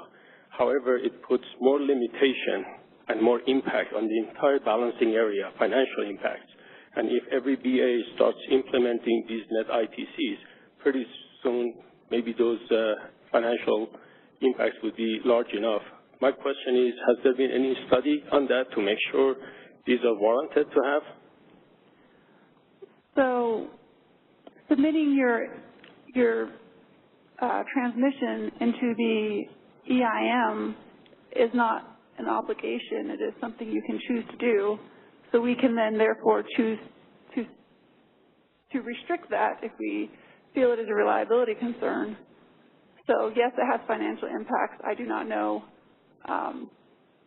the extent completely, but I can tell you that the other option is blocking ETSRs and not only shutting down your impact in the market, but anybody flowing through you and wheeling.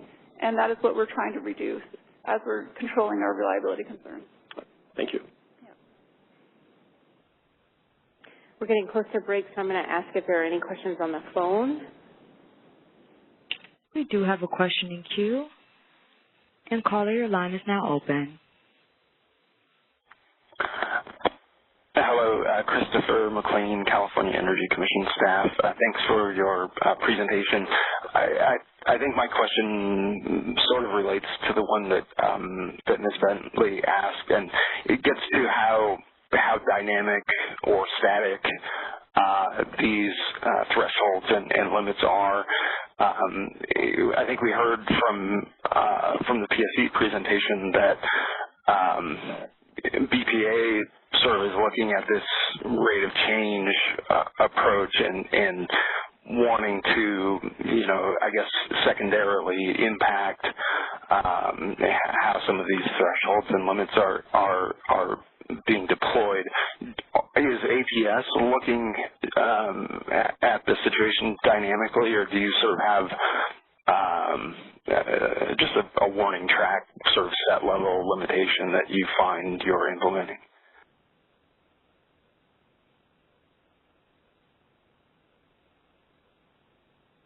I'm sorry, I didn't quite catch all of that. Can you repeat it? Sure. So I think maybe it's just easier to say how dynamic are these limits? Do you find you're using just one limit for most conditions, or do you have to change it very frequently?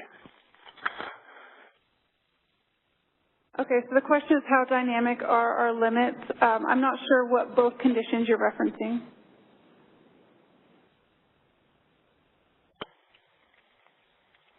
Okay, so if you're referencing the threshold versus the net ITC, the thresholds are pretty static. They can change, but it takes a process communicating with CAISO to get those changes implemented.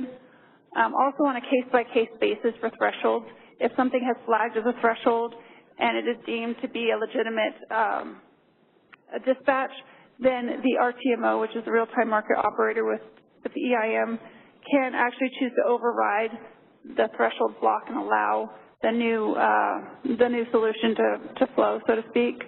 The net ITC, we usually are not limited at all. We will just step in, and if we know there's some kind of issue that's going to need us to limit, we will step in and choose that on a case-by-case basis. But for the most part, our ETSR are limited just by the ATC, the available transfer capacity of the segments that are set up. Any other questions? There are no further questions in queue. Thank you. So in a moment we're going to thank our panel, but before we go to break I want to just note a couple of things. First, anybody that maybe came here and parked in the parking lot, Jennifer, who will stand up and raise her hand, has parking passes, so you can get your parking validated, basically, free parking. And also, if for some reason you're stepping out before the last half of this meeting, which I would encourage you to stay because we've got a really interesting panel, there will be a reception here at 5 o'clock. I don't think we have any of the Public Service New Mexico folks still in the room. Yes? Do you know the meeting room where the reception is going to be? Okay, so we'll find out. That's incentive to come back after the break because then you'll get to know where the reception is. But thank you so much to this panel and for that discussion.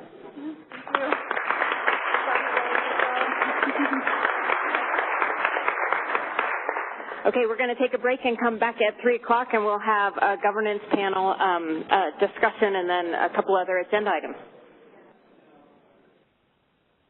Well, so the fact that we're having a hard time getting you to stop talking and sit down is part of the value of these meetings, is a chance to get to connect with everyone. But I'm really going to ask you to stop so we can get started. And I'm just going to start. That's what I'm going to do. So for those on the phone, just for orientation of where we're going, we're going to, we have a really great governance panel planned here, and the order of presentation, we'll be really clear about it because I think it might be slightly different than what you have on your agenda. So the RIP liaisons, we get together to plan these agendas, and we just thought, given all of the conversation related to EIM governance reviews and things that are going to happen over the next year, it might just be helpful to use this opportunity to just talk a little bit about governance in other ISOs and or people's experience with governance in other ISOs. So I'm really excited about this panel because I've had a chance to chat with them in preparation for this. And the RIF liaisons suggested a panel of folks that have either done work previously looking at the other governance structures or have had unique roles within governance structures. So I'm going to run through just our panel and then I'll give you the order. Ron Binns, Public Policy Consulting, has done work looking at different ISO models previously and has served as a regulator, so has a regulator perspective. Jennifer Gardner from Western Resource Advocates has done a lot of work looking at different governance structures and different presentations throughout the West. And then Steve Boyning as well has different both experience in other ISOs, but then a lot of perspectives that we're anxious to share. So Ron's going to go first, then Jennifer, and then Steve, and we'll be able to have a good amount of Q&A with them. So I'm going to turn it over to Ron to get started. Thank you. Hello. Thank you, Therese. This is my first engagement with the EIM, any of your structures, and I just want to start by saying congratulations. They said it couldn't be done, but you're doing it. And a lot of us around the country understand the merits of the EIM, and again, thanks to all of you for making it happen. I wrote a paper, let's see, why is this not working?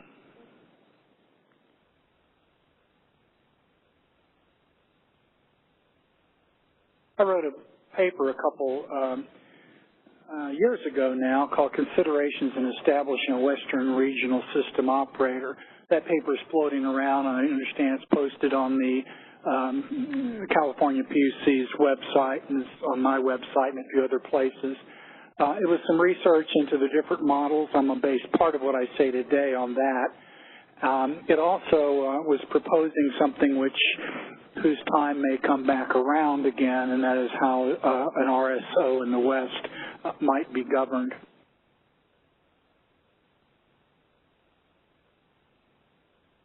Okay. Can't tell when this is going to do anything. Is Nikki, are you controlling? Oh, you're controlling? Well, it's not working because I've got animations which aren't working. But anyway, so those are the three ISO RTOs that I'm going to just talk about a little bit here. ISO New England, MISO, and the SPP. I can't see my own, so I'm going to do it here in my, there's some similarities. Each of those organizations are governed by a 9-member independent directors board. I understand there's been discussion about whether 5 is the right number for the EIM governing board. I think that's an issue that's going to come up. They differ slightly in how people get to that board. In ISO New England, a slate is nominated by a committee of 2 organizations. I'll talk more about those organizations in a little bit, NEPRL and NETPUC. The final vote is by the board, so the board selects its members from the nomination, the slate nomination of a advisory group. MISO similarly has a nominating committee selected by the board, then it's voted on by the members, a slate or individuals. And similarly with SPP, candidates are nominated by a governance committee of the board and then elected by members. So all more or less the same. I would distinguish ISO New England, and it will stick out in various ways as we go through these. Looking at the senior stakeholder entity, so the highest level stakeholder entity that has interface with the boards, ISO New England has a remarkable 431-member advisory committee.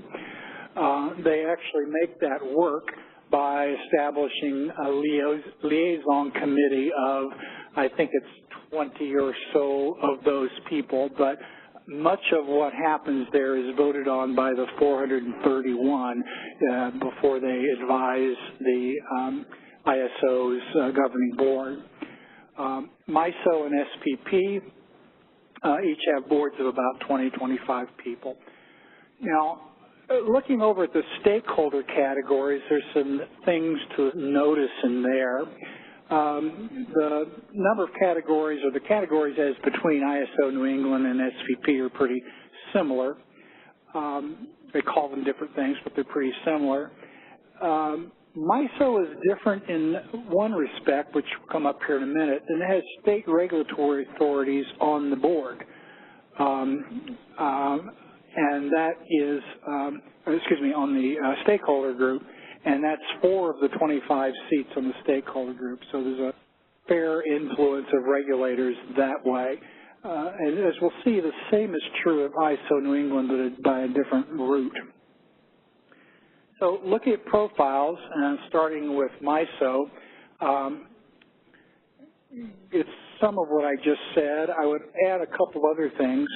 There's a regional states committee called the Organization of MISO States, and that's the regulators, whose activities are funded by the ISO to the tune of $1.5 million in the current fiscal year.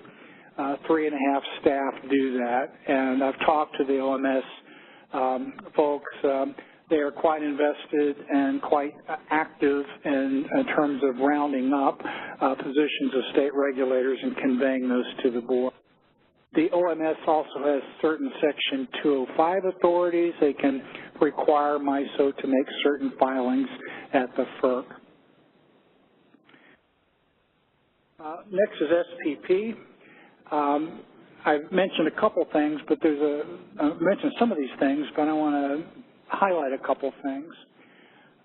The Regional State Committee, first of all, there's not an external organization of regulators in the SPP region. They are considered a committee of SPP.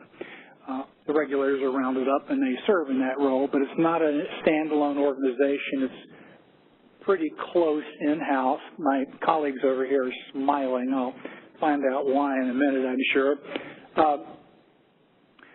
They do something interesting. The state committee advises on the board and sits at, I said this wrong. The members committee sits at a board meeting intertwined with the actual board members, and before the board members vote on significant issues, the members committee vote first. It's a straw vote. There's no, not binding in any way, but it's pretty instructive. I've sat in on the meeting of the SPP board, and it's a pretty interesting way to do it. So the members committee votes as if they were making the decision, and then the next vote is by the board of directors. And the kink, which some of you might find unpleasant, is that the vote of the board members is secret. So it's recorded but not revealed to anybody else. The last one is ISO New England. I want to just talk about who these outfits are. ISO New England is the successor organization to NEPOOL, the Northeast States tight pool. It was among the first in the country, if I'm right. And NEPOOL, it kept its name but lost some of its authority, and it maintains itself as an association of participants, essentially. And the NEPOOL is the large group that we talked about earlier, 431 people, but they do delegate their authority to committees to interface with the board. NECPUC is the Northeast States Council of Public Utilities Commissioners. ISO New England is coterminous with the NARUC organization called NECPUC. As you all know, each region in the country has a regional group of regulators, and so they just step in here to serve the function as the regulator's voice. Then there's another group called Nesco. It's an association of 6 states, essentially the governor's offices. It's just called Association of the States, but in most cases that's dominated by the governor's office, who makes appointments to Nesco. Nesco is funded through a healthy fee in the ISO New England of more than almost $2.5 million a year. That's the proposal for. Nesco is very active. They convey policy positions by their advice to ISO New England. I just decided to put up one of the organization charts. This is the NEPOOL stakeholder process, and I think it's instructive because you'll see the ISO sitting out there kind of by itself.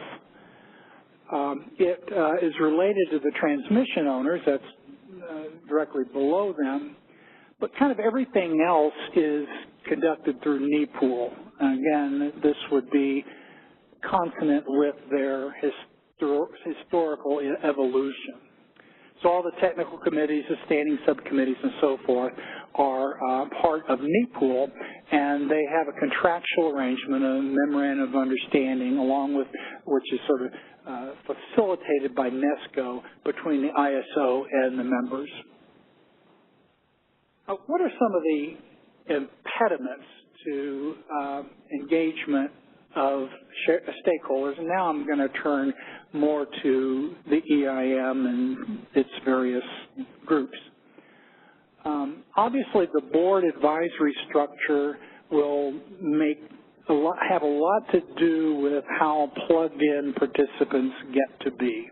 I'm not judging how the EIM works. It seems to be working okay, but I understand you're going to do an internal review. There's cultural impediments to getting others interested in what you're doing. I went through all your agendas and meeting minutes. I listened to some board meetings, and there's a lot of navel-gazing here. Okay, a lot of effort spent on process. I'm seeing people nod their heads in understanding what I'm saying. I heard Carl Linville say something about that in, I think, the December meeting. He talked about how much effort is put into those kinds of things. Your committee, this committee, the RIF, is a self-selecting members, as I understand it. So you get a certain type, no offense to anybody in the room, but you get a certain type of person who can listen to the kind of presentations we just had earlier today. And nothing wrong with those. It's business which has to be done. But the RIF is not, because of that, going to be, in my view, much of an inducement of stakeholders to get involved. It'll be a certain narrow slice of them. And there's some natural impediments, the things you have to deal with. I cut this quote out. When the proposed net export constraint triggered by mitigation is enforced and binding, the ISO proposes to allocate 100% of the constraint's congestion rents, we just lost it, congestion rents to the BAA. The ISO's rationale for this provision is will allocate the congestion rents from this net export constraint in the same way that the ISO allocates congestion rents from net export constraints triggered by an EIM's BAA's failure of a flexible ramping sufficiency test. Okay. There aren't a lot of, you should be slightly afraid if you understand that paragraph easily, okay? There's not a lot of people in the Western interconnection who could tell you what that means. So you're burdened with that. You can overcome it. You do. I want to just talk about sort of the, see, I don't have any, too bad, I don't have any animations here. So this is a kind of a core sample of the EIM stakeholder engagement. I've identified 4 groups of participants. And the first one are what I call hardcore participants or hardcore players. I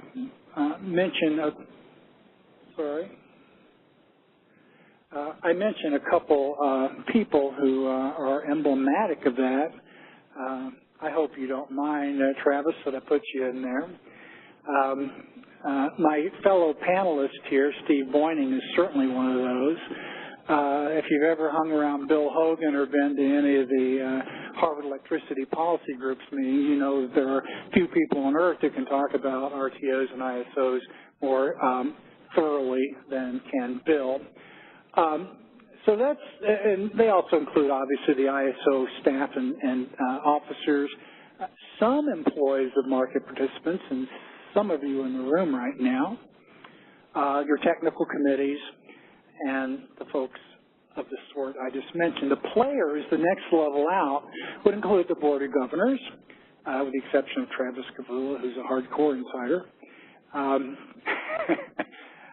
Most market participants would be in this ring. A few regulators, I'm not talking about just your regulatory advisory committee, but across regulators, a few will get it at that level. And a few energy advocates, I think the woman to my right here probably qualifies as one of those, who's in that orange core. As you get outside that, you get some near players. A few more regulators fit into that, a couple legislators around the region, some governor's offices, although not all of them, and some energy advocates. Finally, the rest of the world is most regulators, most governor's offices, most legislators, I'd say almost all legislators, consumer advocates who haven't shown up anywhere yet, and customers, all AKA in your world, end users. So my analysis of your situation is if you really want the kind of involvement and political support that the EIM and eventually the RSO is going to need, you need to pull more of that rest of the energy world into the near players group. And you need to pull some of those near players into the next level there. Now that's just my 2 bits. I could be way off. I don't think I am, having been around this industry for 43 or 4 years. So I think where I'm going is right. I would be glad to have some questions about this, but what you're doing is so rarefied. You won't find very many statements anywhere of why you're doing it. What are the benefits? Cost savings comes up, yeah, but I know a lot of people involved in this because they understand the difference that the EIM is going to make in the energy mix going forward. They understand how governors are going to meet their climate goals more readily because of the EIM and so forth. And those benefits need to be enhanced. It is probably worth it to have an EIM even if those other benefits didn't exist because it's efficient market. But there are all those benefits, and many of them are where they have to be expressed in order to hook anybody else into this and to rev up more your own near players engagement. So that's all I got, Therese. Hope that's helpful. Terrific. Thanks, Ron. We're going to go through each of the panels because I think each of them will provoke thoughts and questions differently. And so we'll go to Jennifer Gardner from Western Resource Advocates. Great. Thank you. All right, so let's get thanks. Okay, so Ron did a great job of kind of setting the stage for what these different governance models look like at a higher level, including the roles of stakeholders and the boards and all of that good stuff. What I'm hopefully going to do now is take his initial overview and do a comparison and contrasting between some of these different models and really trying to pull out what some best practices are. I don't think any governance model with a particular RTO is necessarily the ideal one. I do believe that there are certain elements of these existing models that do work well and perhaps could be implemented as a part of the EIM going forward, particularly as we're going through the governance review process.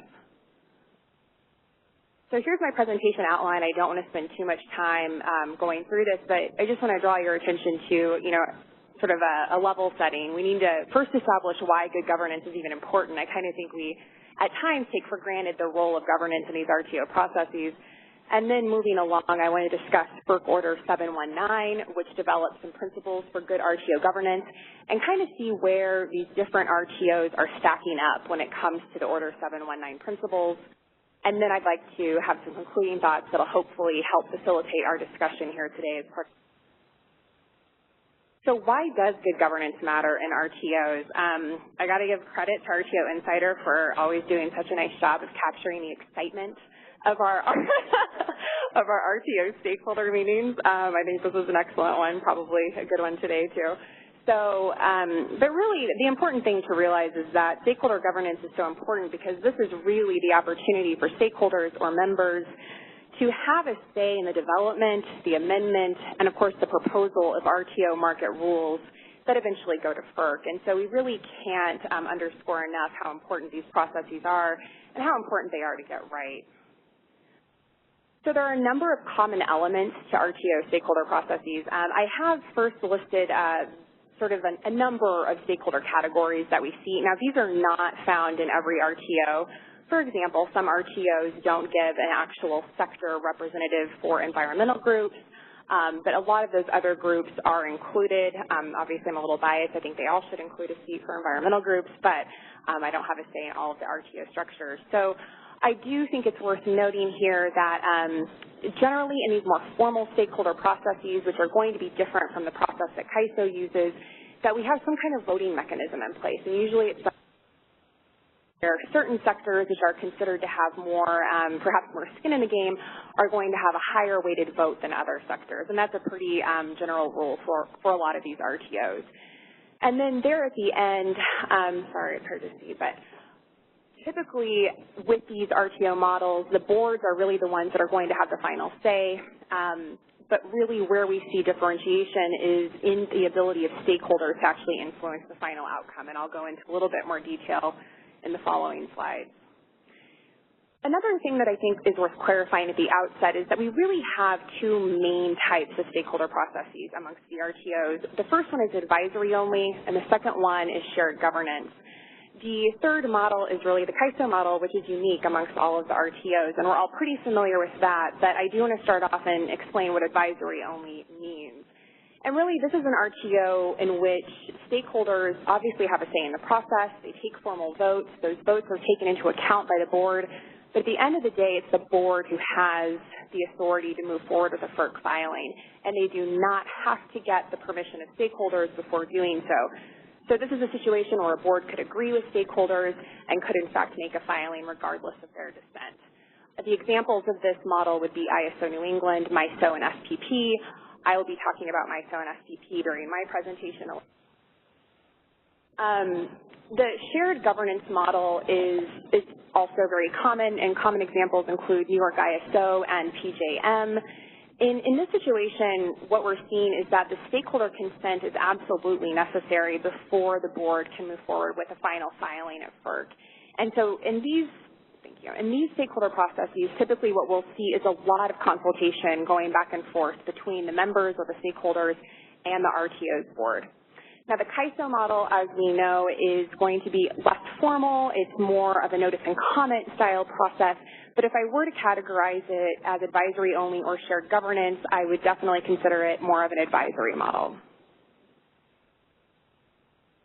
So what are some common complaints with RTO governance? I think this is important for better understanding where there are areas for improvement. I don't think any of these are going to be super surprising. I think a lot of stakeholders probably have confusion over how their feedback is actually being taken into account. Some RTOs are a little bit better about clarifying that in their processes than others. I think that the time and money piece is really important, and we see, traveling to these meetings, the time that you actually spend on phone calls or in-person discussions can certainly add up. That can be burdensome, particularly to smaller organizations or even smaller utilities. We see, particularly in the more formal models, the implementation of coalition or block voting, which can be used to serve market participant interests at the expense of other parties' interests. And the principal agent problem we do see sometimes as well. Happy to discuss that in more detail if it comes up in questions. But I do want to emphasize that as we move from these less formal structures, like what we see at CAISO, to a more formal structure, there can be unintended consequences of that. There are certainly many benefits, but one of the unintended consequences, which is shown here, is that decision-making of the RTO can, in fact, be taking place. So let's talk about Order 719. This was issued by FERC in 2008, and essentially what FERC was trying to do was make the RTO boards more responsive to their stakeholders. So they developed, or they set forth these governance principles that all RTOs had to follow. I should note that as of the last time I checked this, all of our RTOs are currently technically in compliance with 719. So this process that I'm running us through is really just to provide you some examples and really my own personal opinion of where I feel certain RTOs might be doing better than using these governance principles as a guideline. So we're going to go into more detail in the following slides, but really quickly, the principles we're focused on right now are going to be inclusiveness, fairness in balancing diverse interests, representation of minority interests, and ongoing responsiveness. So inclusiveness, this is defined by FERC as any stakeholder affected by the operation of the RTO must be permitted to communicate its views to the board. So let's start off with SPP. I do want to note that SPP's process is pretty inclusive in the fact that at these meetings, which are open, they have open board meetings, open working group meetings, both stakeholders and members are invited to participate and are encouraged to participate. But within the context of SPP, membership does carry certain rights that are really important and distinguishable from that of a stakeholder. Members are allowed to vote, members can take place in closed-door discussions, and members have a role in nominating the board, as Ron discussed. And so with SPP, what we see happening, this inclusiveness is a little bit impacted by the fact that they have membership exit fees that are applied to all stakeholders who want to be members. So let's use myself as an example. I'm a representative of an environmental organization. If I were to join SPP as a member so I could have a voting right, let's say 5 years from now, Western Resource Advocates runs out of funding, we can no longer pay our $6,000 annual membership fee and we need to depart or exit SPP.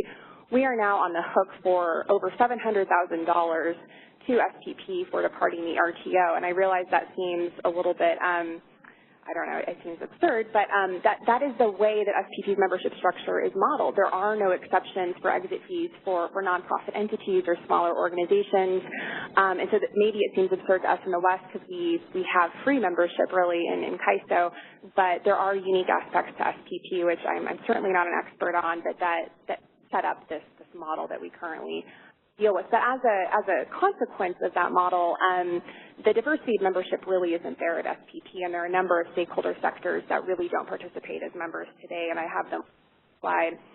MISO's membership is quite a bit more diverse than SPP, and of course they don't have the similar exit fee example that SPP has, but they do have 12 environmental groups, 14 consumer advocacy groups that are regularly participating. So more diverse, certainly more inclusive, I would argue.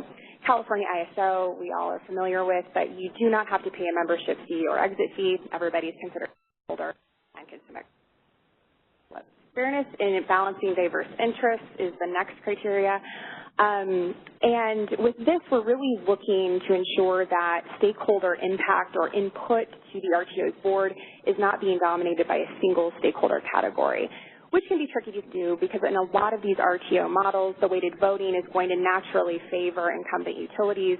But let's kind of run through the different RTO examples.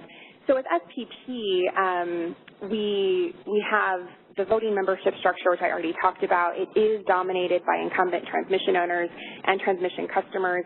And so we tend to see a lot of the decision-making at SPP also being dominated by those interests. At MISO, we do also see certain sectors dominating decision-making, but because of the weighted voting model, because the membership, the ability to enter as a member is a little bit easier in MISO, and you don't have the huge exit fees for certain sectors, we do have a little bit more diversity here, so we're less concerned about a single stakeholder category dominating decision-making in MISO. And of course, with the California ISO, really the same point as I made before, everybody's a stakeholder. Technically, we're on equal footing, so we're not really worried about a single stakeholder category dominating. In terms of the third criterion, which is representation of minority interests, in this case, what FERC is concerned about is making sure that at the time that a stakeholder is conveying a majority opinion to the board, that the minority opinion is similarly being shared. Certain RTOs have formal avenues for expressing minority opinions. I would say that most RTOs probably don't. What's really interesting is that in MISO, they actually have, actually I'll get to that on the next slide, but MISO's process I think is going to be a little bit more similar to CAISO in the sense that they have more of a consultative process where staff is working with stakeholders as they're developing final proposals. And so even though we're not seeing maybe a formal minority position presented as part of the final proposal, it's being considered throughout the process. And so same thing with CAISO there. And of course we have opportunities at these meetings as well as board meetings to express dissenting opinions as part of public comment. SPP requires dissenting opinions to be provided in writing to the SPP board, and so that can be a little tricky. I know that maybe that can create some concerns with certain parties being less willing to express their opinions if it has to be in writing. So that's just an interesting requirement that SPP has. Go to the next. Sorry, Ron. Gosh, it's hard. I'm looking at those and operating through this. Ron's helping me over here. Okay, so ongoing responsiveness is the final criterion, and really with this criterion, what we're concerned with and what FERC's concerned with is that there is an opportunity for the RTO board to provide feedback to stakeholders, and obviously for stakeholders to provide feedback to the RTO board.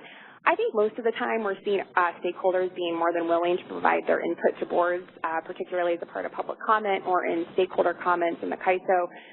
But there are some unique ways that this is taking place. So MISO is an excellent example. They hold what's called a board week, where each sector is permitted to offer its views on issues of concern, and then the board also has the opportunity to share its reactions and its concerns with stakeholders. That's pretty unique, and it sounds like it's working pretty well for MISO. In the California ISO, I think the best example of this is actually within the context of the EIM. I'm sure many of the sectors here in this room have examples where they have been able to sit down with members of the EIM governing body and have a two-way dialogue over some of their concerns. I know that the environmental interest groups and consumer advocates were able to do this in Salt Lake City a few years ago with a couple members of the governing body, and I thought it was a really valuable way to spend our time together. SPP in practice also has two-way dialogue, although it tends to be taking place more between the board and the executive level management team at SPP rather than between SPP and the stakeholders. And this is most likely due to the close relationship that the board at SPP has with the executive management of SPP. So in terms of thoughts for discussion, and this is my final slide, I don't think any of this is going to be earth-shattering here, but I do want to just emphasize some of the high-level takeaways after kind of going through this exercise, and I'm looking forward to the discussion. But I do think the ability of stakeholders to directly influence a board's decision-making is a really important sort of measuring stick, if you will, for determining whether a stakeholder has a meaningful voice in RTO governance. Obviously, we want our boards to be independent, but really being able to feel like you're heard is important to all sectors. Where a formal or informal stakeholder process exists, membership diversity is incredibly important, and I've listed some of the sectors that we like to see included to offer this membership diversity.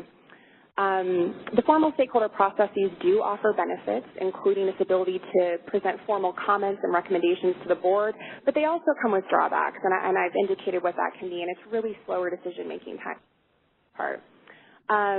The effective, diverse stakeholder participation will be difficult to achieve when the processes themselves are either too complex or they're too expensive and time-consuming.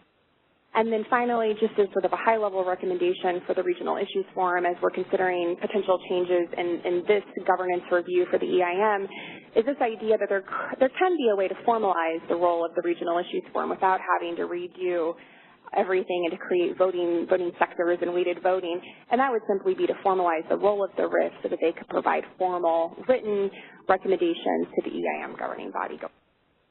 So I will end there, and I also want to note that I have some helpful resources. These are all posted as part of my presentation, but Ron, your paper made the cut. You'll be happy to know. Okay. Great. Thank you, Jennifer. So now we'll transition to Steve Boyning to give his thoughts on this as well, which we're waiting for. Oh, there it is. It's loaded. How's that? Can you hear me okay? You have a little volume right on your...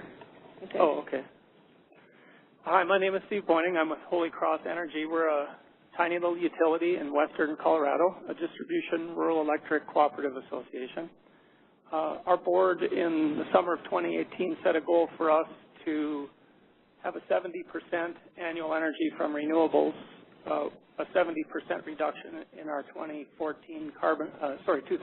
carbon levels by the year 2030. And so we started on the process to deliver on that, and things are looking good.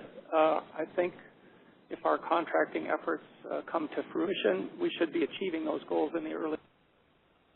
But one of the things that's in the back of my mind in operating our system with high levels of renewables, getting from our current pre-board direction level of 39% to the 75%, I think we can get our best bang for the buck in effective wholesale market design. There's another question, what do we do for that last 20% that will be renewable eventually? And I think that's a different conversation for a different meeting. That's focused around probably the load side of the equation and how we get more flexible loads. But it's an exciting time to be in the industry. I guess I've always felt that way, though. I've worked in the industry for 35 years. I've had the chance to be involved in regional market dialogue at the old Mid-Continent Area Power Pool, MAP it was called, at the initial startup of CalISO, at the regional startups of MISO and SPP, and then the CalISO's Energy Imbalance Market. So I've been through a few of these stakeholder meetings, and I feel your pain. And I do want to thank CalISO for providing the leadership in expanding the energy imbalance market and making the benefits of efficient regional markets more broadly available. There's one piece that's underlying almost every other regional wholesale market in the U.S., and that's the principles about accessing transmission capability. When I think the policy shift happened in, what year was it, 1992, that FERC said, you who built the transmission, it's not yours for your use forever. It's open access, and whoever requests use gets to use those wires. There still is a lot of conceptualizing in our industry driven on the notion that what I built is mine and not yours. And so I'll just stop the observations there with respect to that and let you draw your own conclusions. And now I'll get into my fine print, which I can't read from here. So, Ron, is it possible I could look at that? Okay, let me just talk. I guess I can. Oh, thank you very much. I apologize for the tiny spelling here, but let me start from the standpoint that there's three general types of electric. Read from here. Hey, if it's not fine print, I wouldn't be a hardcore insider, Ron.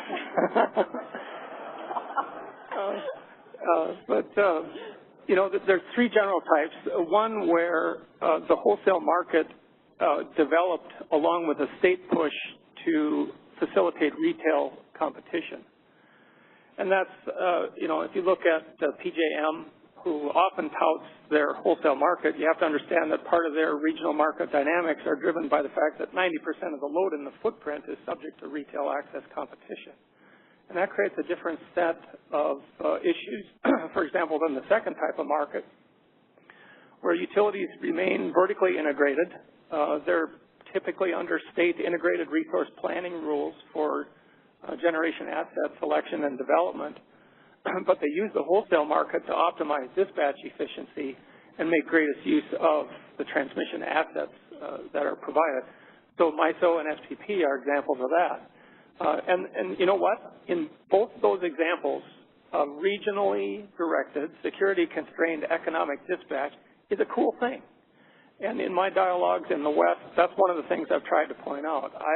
I'm not promoting retail access, but I do promote the benefits of a coordinated wholesale dispatch that takes the best use of the economic resources that are available and the transmission lines that can support it.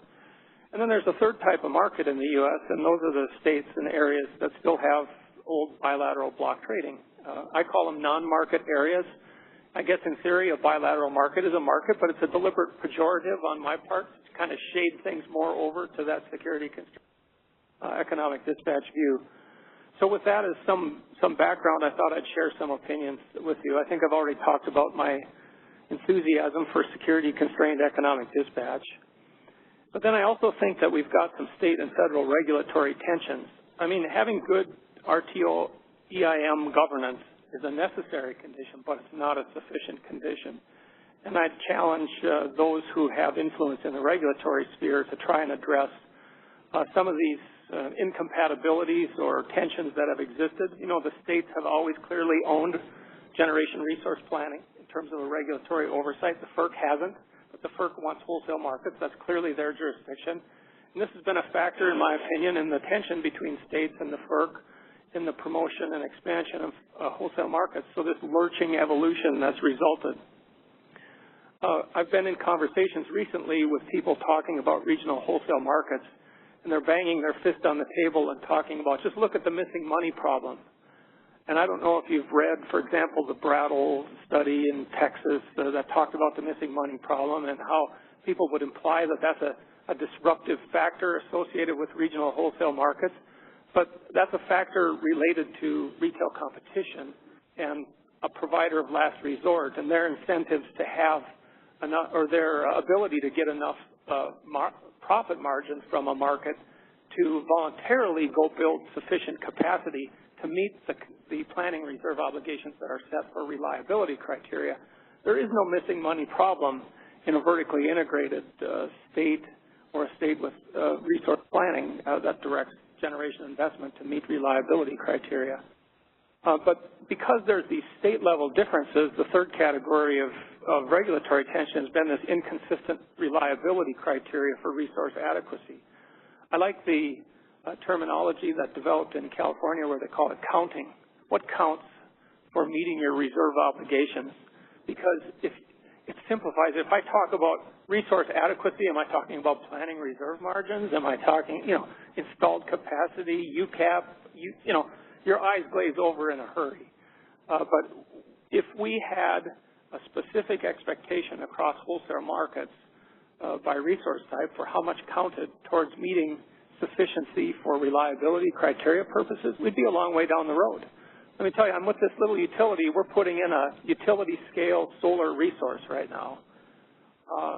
It's totally ambiguous for me how much that counts as a capacity resource. I look to the utility balancing area that I'm located in, and they get the privilege of setting their own criteria and rating methodology for their resources. It's not clear what criteria or methodology would apply for mine, and yet, in theory, I'm doing business in an open wholesale market, and yet we don't have standards for how these products are traded. And then the last thing, and I think this is part of the problem on regionalizing our transmission access in the West, is we don't have a consensus on regional planning and how the costs for facilities that are developed in a regional plan should be allocated.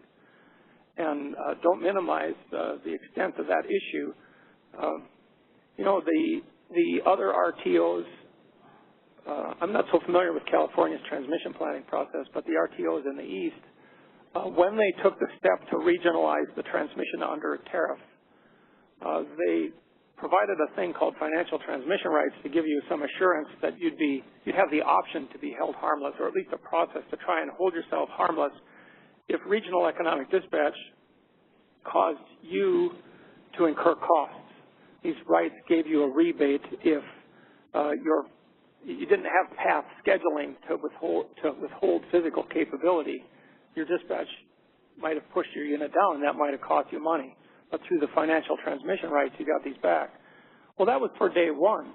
But in the long term, what happens in an RTO is those financial transmission rights become less adequate over time as more use piles onto the system, new resources interconnect.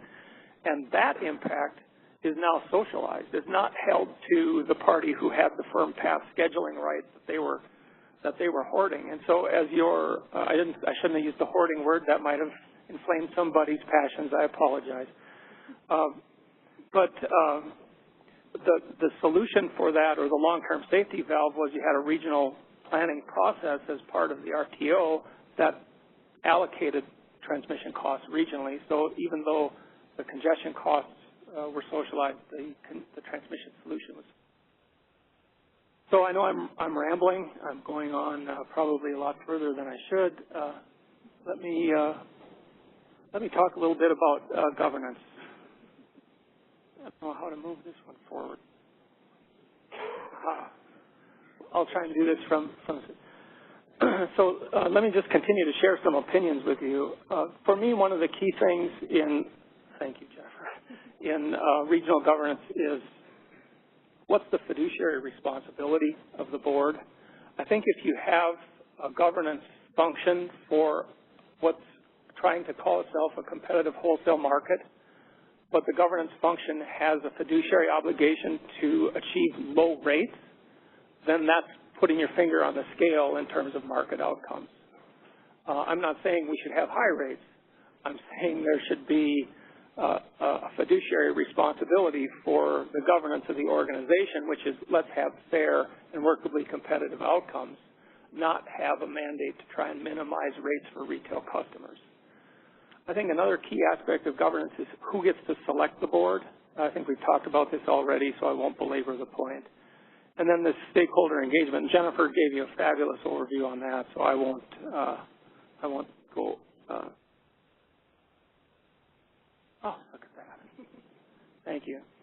Okay.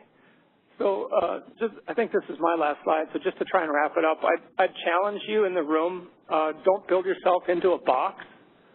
We're working on a lot of details here for the energy imbalance market, which I don't know if some of you may know. I was in the room at the time we started talking about an energy imbalance market, and a lot of people were willing to accept this because it was an experiment on security-constrained economic dispatch, and it didn't upset the apple cart with respect to regionalizing transmission access. But I challenge you, we're spending a lot of time and effort right now working on details to accommodate a continuation of the experiment. Is it? Is this an experiment, or have we demonstrated enough efficiency benefits from this that it's time to go on? And I'll stop there on that as well and let you draw your own conclusions. But I would say that if we are going to go on and try and deliver additional benefits, that getting to expanded unit commitment coordination is just one category of benefits that we could achieve through more cooperative expansion in the region. The other areas to me are transmission tariff administration, interconnection queue administration, levelizing the footprint and market services around ancillary services. I'm talking contingency reserves and generation and load balance, establishing consistent resource adequacy and counting criteria, and addressing more effective regional transmission planning and cost process. So if you thought just talking about, what was our acronym of the day, ETSRs? ETSRs. If ETSRs glazed your eyes over, let me just tell you, be brave. There's a lot more to talk about. So I think that's the end of my comment. Thank you, Steve. So we're going to open it up for questions, but I'm going to prompt a couple of questions to get started. So folks in the room, if you have questions, go ahead and come to the microphone. I want to start with a question for Ron, which you kind of, so, you know, you had that, there's the rest of the energy world that's not in our stakeholder piece. Is it important to get the rest of the world involved, and why? And what do you think it takes to get them involved? No, I just leave them alone. I mean, it falls under the general heading of democratization, really. I mean, you want at least to have to offer the opportunity to people in that part of the world the ability to understand what you're doing and to take a position on it. They are, by definition, not going to be the members of the advisory councils, but I think especially with legislators, it's important for them to understand what you're up to. And also, I put in that world consumer advocates. There's only one RTO that I'm aware of that actually goes out and seeks to have consumer advocates in the room. There's others in that category, the rest of regulators. So how do you get them involved? Well, first of all, I think you make your message palatable. You make it able to be eaten. And that means probably getting away from a lot of the detail, obviously, and touting more than just savings, which is maybe that's all you can agree on. I don't know. But there's a lot of people here for reasons other than bill savings. Two of them are at the table with me. Three of them are up here. And the other thing, this may be a little controversial, I think you need to create some conflict. I mean, actually get people in who are going to argue with you. Make it interesting to people on the outside that there's something at stake here. I doubt if there's a lot of conflict on the RIF, and I'm not sure where you would posit this in the organization. For one thing, bringing in the 9 or so consumer advocates in the region might do that. They're not unreasonable, but they have different positions than many of you may hold. So I think making it more interesting, making it more understandable, and reaching out. One of the ideas I had was every organization ought to have sort of a blog posting area on the website that talks about the issues as they see them. It'd be interesting. Let everybody, sharpen their saw right in front of everybody on the website. That's out of character with how these rather stiff organizational websites look and act, but it might be usable. Thanks, Ron. So, Jennifer, I wanted to ask you a follow-up question. You talked about the MISO process where they meet with each of the stakeholder groups. Was it once a year or twice a year? I can't recall. Once a year, for a week. And do you have any kind of firsthand knowledge from folks that have participated in that about the effectiveness relative to the board and the stakeholders and kind of the... Honestly, I haven't participated myself in MISO. I have attended some SPP meetings, but in terms of, there's been a lot of analysis on these different stakeholder processes and what's working, what's not, and of course you have to take all the opinions with a grain of salt. But it's my understanding from reviewing the literature that's been done that this is considered a successful element of MISO's stakeholder process. Like I said, it's a week-long sort of boot camp, if you will, so the MISO board and stakeholders can get together and discuss issues of mutual interest, particularly areas where they disagree. And in fact, it's apparently not unheard of for these board weeks to result in sector representatives convincing the board members to reconsider a decision that they've considered making, or maybe a preliminary decision that they've made. And so they can be a very effective forum for that two-way dialogue that's so important between members, stakeholders, and the board. Great, thanks. Steve, you mentioned there's a slide you have with the key aspects of governance, fiduciary responsibility, board selection, stakeholder engagement. I hadn't actually thought about the fiduciary responsibility piece of it. Do we know, any of you, have you done kind of a side-by-side of each of the ISOs and what their fiduciary responsibilities are? I don't have anything with me, and I'd hate to rely on my memory to try and recite it, but at different times, yes, we have looked at that. FERC does a survey or opinions about ISO RTO operations. You'll find that posted on the FERC website if you haven't looked at it. It tends to be statistical, but some interesting things come out. Administrative costs. There's a 3x range between the lowest and the highest. The lowest, the winner on the administrative costs is PJM and MISO, and the loser is ISO New England, who has a $1.10 per megawatt hour administrative costs. $1.10. 30 cents for PJM. Interconnection processing I thought was really interesting. I don't have numbers, but the mean number of days to interconnection as between the RTOs varies widely.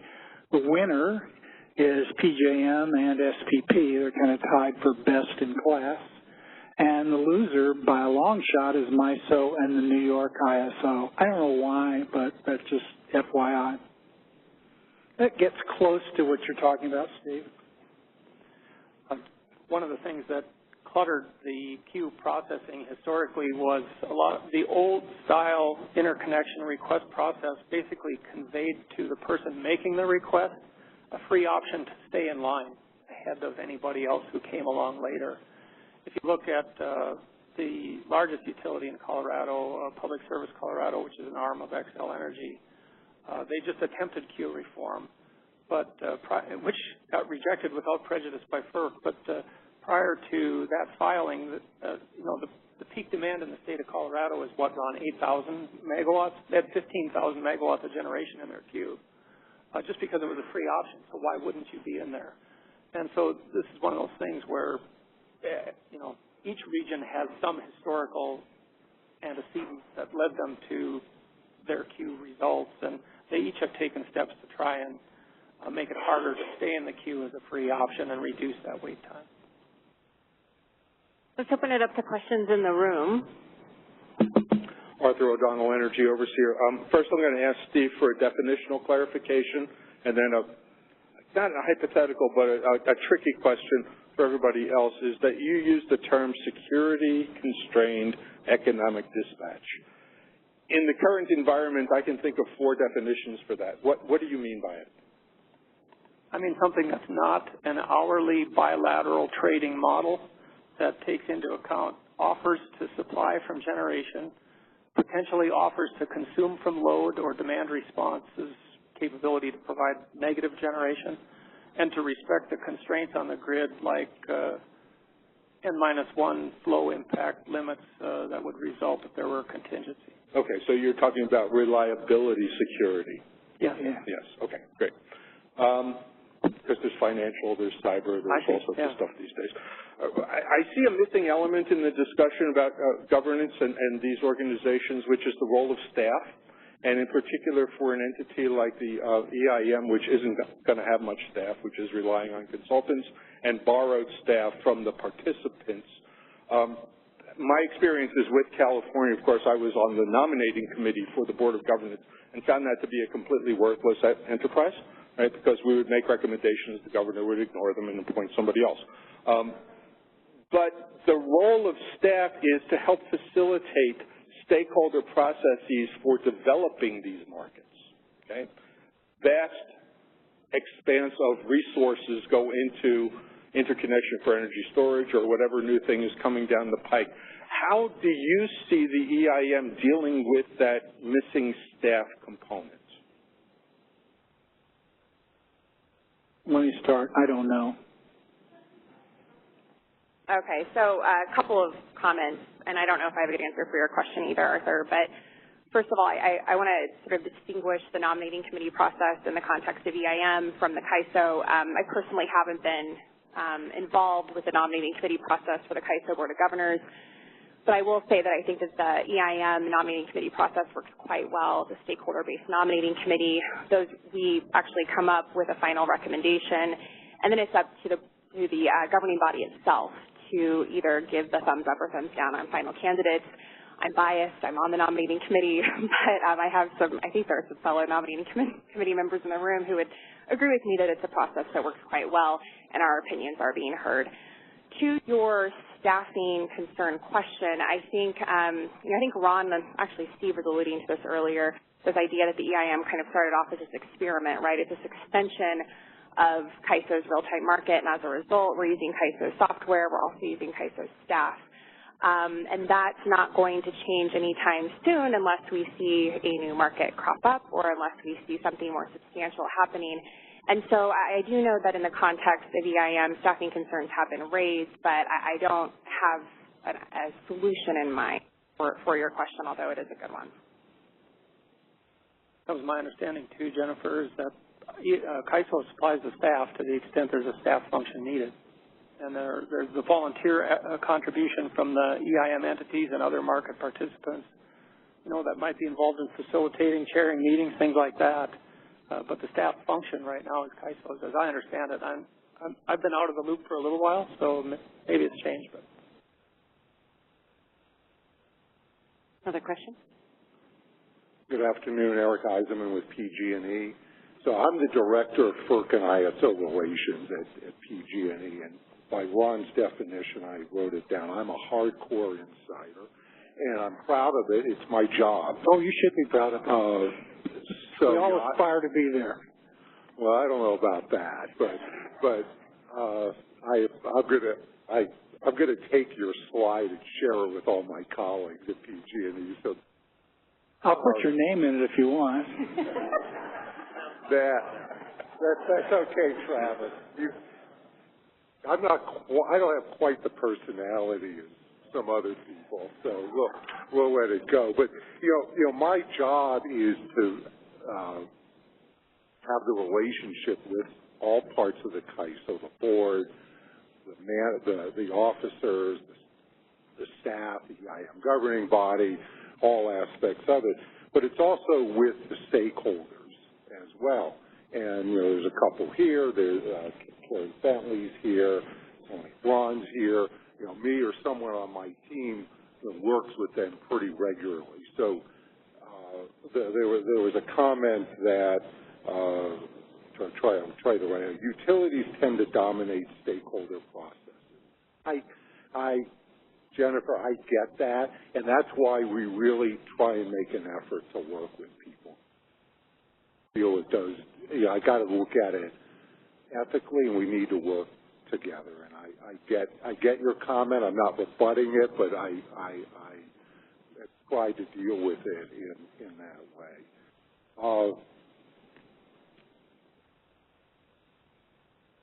There was Jennifer had a slide about opportunities for feedback between board members and stakeholders. That there's I think it was slide 11.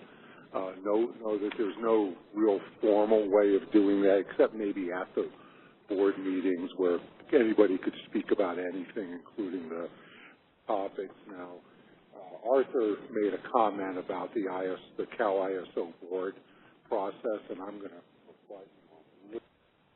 So I've been on the interview panel for that since the beginning of time, way more than 10 years. And when Schwarzenegger was governor, he never appointed anybody to the ISO board who wasn't at least interviewed. Wasn't always the ranking, but he at least acknowledged the process. Jerry Brown, his batting average was not very good, and that's probably what you're referring to. So Governor Newsom just appointed 2 people to the board. I was involved in the interviews. A number of stakeholders had input into that. We started out with a list of about 25 identified candidates.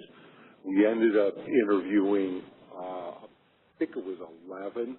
We gave a short list to Governor Newsom's office. We met with a couple people on the staff of the governor. It was actually when Jerry Brown was still governor, but the actual individuals transitioned working for Governor Newsom. And the 2 people picked, Severin Borenstein and Mary Leslie, who were appointed just some weeks ago, were on our short list. And so I think it kind of depends on the staff and the governor. Will say where I agree with Arthur is that what he experienced has happened, and there were a lot of us who were really unhappy about that and expressed that unhappiness. Now, having a governor of a state appoint the board of RTO is probably not ideal, but this is California. And so I want you all to know we're doing our best to work with that. The EIM is certainly affected by that, and most of the EIM, at least transmission-only utilities, are now going to transition over the next year to the Cal ISO being the reliability coordinator. That governance is with the, so I'm hyper-sensitive to that and always willing. Eric, can I offer a comment on that, just to make it more of a dialogue? Yeah, and I haven't asked the question. I was just going to say, do you have a question? I was waiting for the question, Mark. I'm digging what you're laying down, man, but I just, there's one of these things in terms of an impediment to expansion, and you touched on it, from conversations I've had outside of California, political concerns. Look, even if you agree, as a utility outside of California, even if you agree with the California, it's not your venue for political influence. So you've got a risk element there, even if at the moment you're in political alignment. And I guess that's one of the things that obviously with the Senate Bill 100 experience, it's been tough to get over the hurdle to modify the CAISO expansion process. But it's just my view, I think if we want the EIM to grow into something more down the road, somehow we got to solve that. So I'm gonna see if we can wrap this part of the conversation up. We've got one more question. To that. Okay. 15 more seconds. The last thing I was going to say is we are seeing the California Public Advocate, is that what they're called now? They change their names. They change the name regularly, which is the consumer arm of the California PUC. We are seeing them getting much more engaged, So to that comment, I consider that a positive. Thank you for listening. I do need to add one sentence or two. Part of the research I did in that paper was interviewed about 40 players around the West, and it's clear that the governor-appointed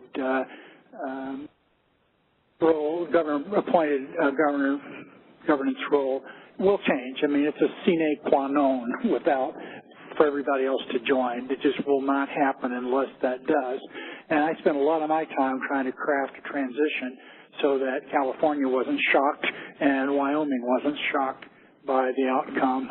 And that's the kind of, but we should also be careful not to reject, what was that?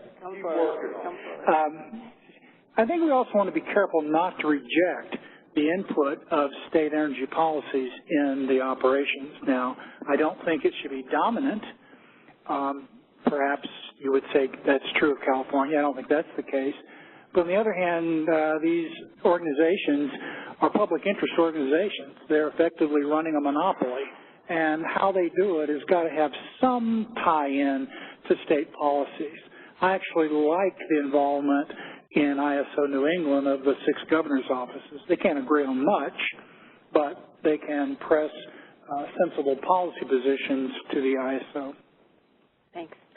So just so folks know, we are a little bit over time on this agenda item. I think Val had told me she wasn't going to have a whole lot on her agenda item, so we're borrowing a little bit of your time, Chair Fong, but we'll take a couple questions in the room. All right, thanks. Lauren Tenney-Dennison with the Public Power Council.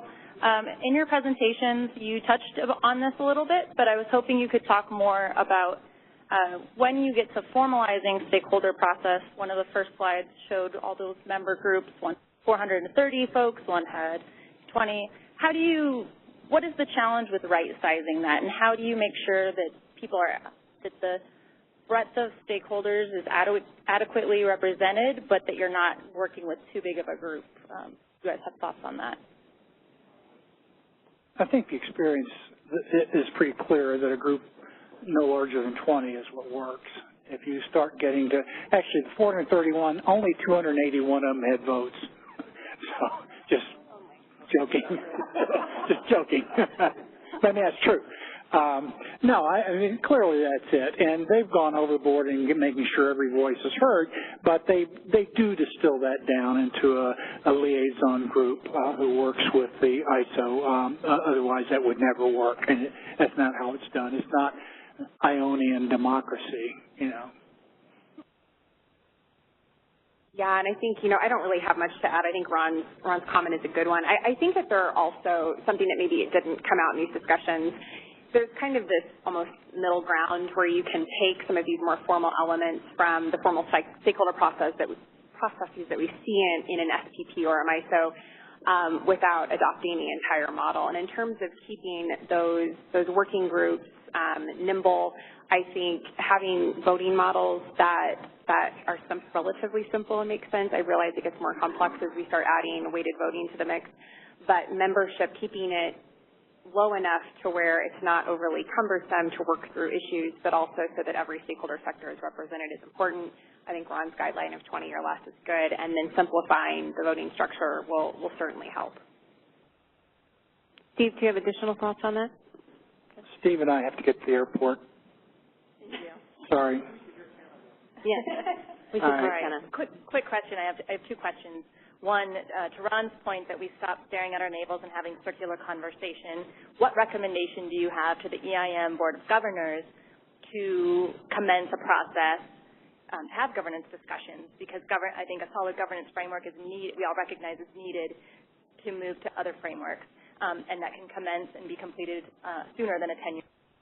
And my second question is, should it be the EIM Board of Governors facilitating the conversation, or should it be an independent party. What was that last? I didn't quite get it. Independent party. My question was, facilitating what conversation? Yeah, should it be the EIM Board of Governors that facilitates the framework to have the governance discussions, or should it be an independent entity that facilitates that? Clearly that's helpful. I mean, many organizations I've been part of, I'm sure everybody in the room knows this, that's extremely helpful, at least in part. I mean, you don't have to do it for every instance of your meetings. In terms of the first question, you were asking, what do you do about the navel gazing? Assuming all that has to be done, and I'm not sure it all does. I don't know. You guys can tell me. I was part of some industry groups like the North American Numbering Plan Council, who did telephone numbers, and it was every aspect of the industry and regulators, and we spent so much time on things like bylaw changes, which in the end didn't add up to a hill of beans in terms of importance, and tiny little issues. So I think, you know, the Board of Governors could probably help you with your agenda and clean that up, but maybe what you really want to do is add something to it. Maybe you want to add some sort of forum where larger issues, not the tiny issues, get hammered out, but where larger issues get hammered out. You'd find you get some new players, new participants in it. There's no reason regional issues couldn't encompass that. And you might also look to, like I said, look to the interests. Look to those who have interest in the success of the EIM for reasons other than just what's the system lambda going to be. And I'll just quickly add to that. I think in terms of the current EIM governance review that we're in right now, that is being facilitated by the EIM governing body, and in fact is sort of required actually by their charter to do so. But I think a way to add maybe this additional layer of independence to that review and to making changes that will strengthen the governance model going forward is this idea that's been put forward by a number of stakeholder groups, and that's the idea of forming sort of this transitional committee 2.0. I think, Tony, you alluded to transitional committee at our last meeting, and I think that's a great idea. So it's a stakeholder-based group that can really do a deep dive on governance, and it sort of allows for put throughout the process, but it also allows stakeholders to kind of lead the conversation. So that would be my recommendation. Let's give thanks to the panel. Thank you so much.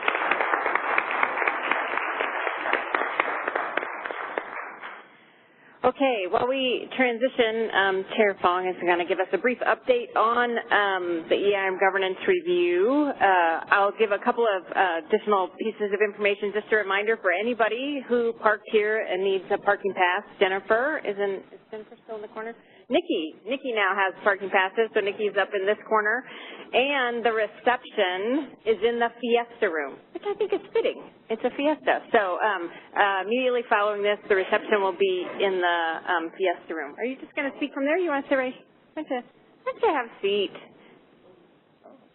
Oh, the podium's great. So the next agenda item is Chair Fong of the EIM governing body is going to just give us an update on the EIM governance review.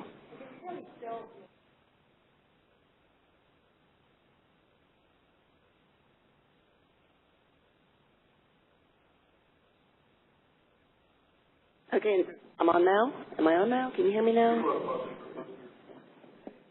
Okay, I got 2 thumbs up from Mike over there. So at our last governing body meeting, so first off, my name is Valerie Fong. I am here not because of the governor of California, but I am here because of the stakeholders. I just want to be really clear on that one.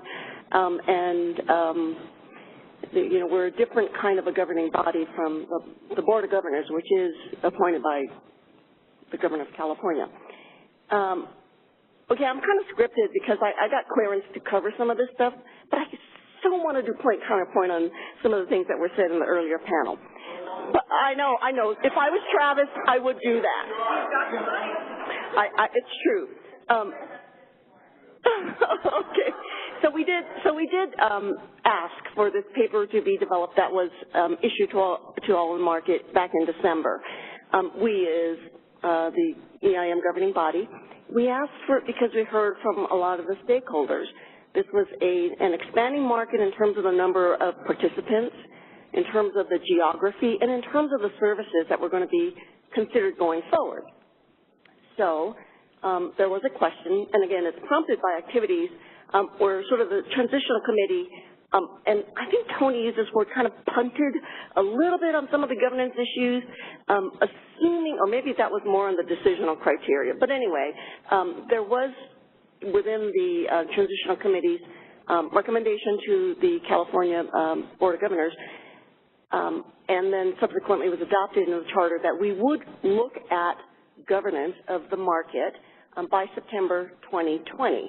We're just a little bit ahead of that, but part of it is because the market is expanding probably at a faster pace than might have been originally anticipated. The paper that was issued back in December had two components to it. The first dealt with a narrow redefinition of the decisional classification. It proposes to update the EIM governing body's primary authority over market rules that are EIM specific to include generally applicable rules of the real-time market if the primary driver for the change is the energy imbalance market. Now, that is on our agenda for action tomorrow. The ISO did hold a stakeholder process to review it, incorporated comments, and I know that there were at least 4 comments that were actually filed on it, all in support. Some of the comments, in addition to being supportive, also asked how this proposed change would have impacted past opinions or actions from the EIM governing body. In any event, we hope to hear from you tomorrow if you have any issues with what's being proposed there. Now, the second part of the paper was much broader in looking at governance. And there we are seeking potential comments on potential changes in the EIM governing body's delegated authority, the processing criteria for selecting the EIM governing body members, and suggestions on improvements for consideration in the stakeholder engagement process. And I know there was raised, for instance, the question of, well, how do you get input from all of the regulators across the region? Well, right now there are 2 advisory committees for the governing body, right? There's the Regional Issues Forum, which is creating this forum here for us to hear from everybody, and we are paying attention. The governing body does pay very close attention to what is discussed at the RIF.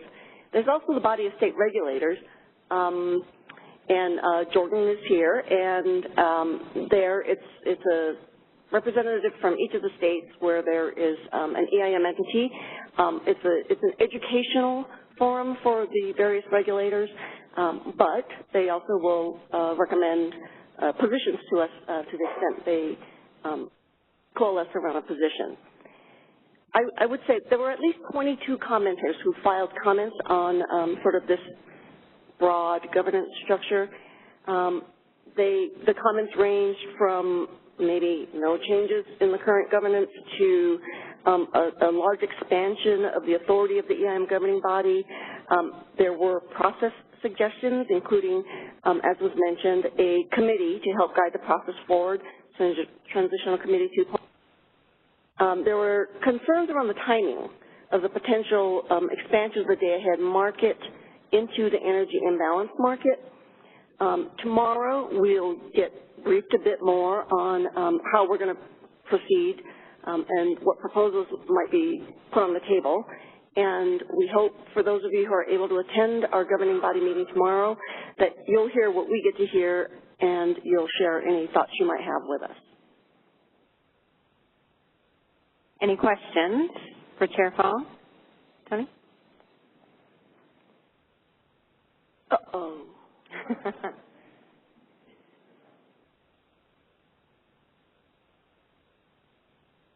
You can use mine. Come, sure. Come on up.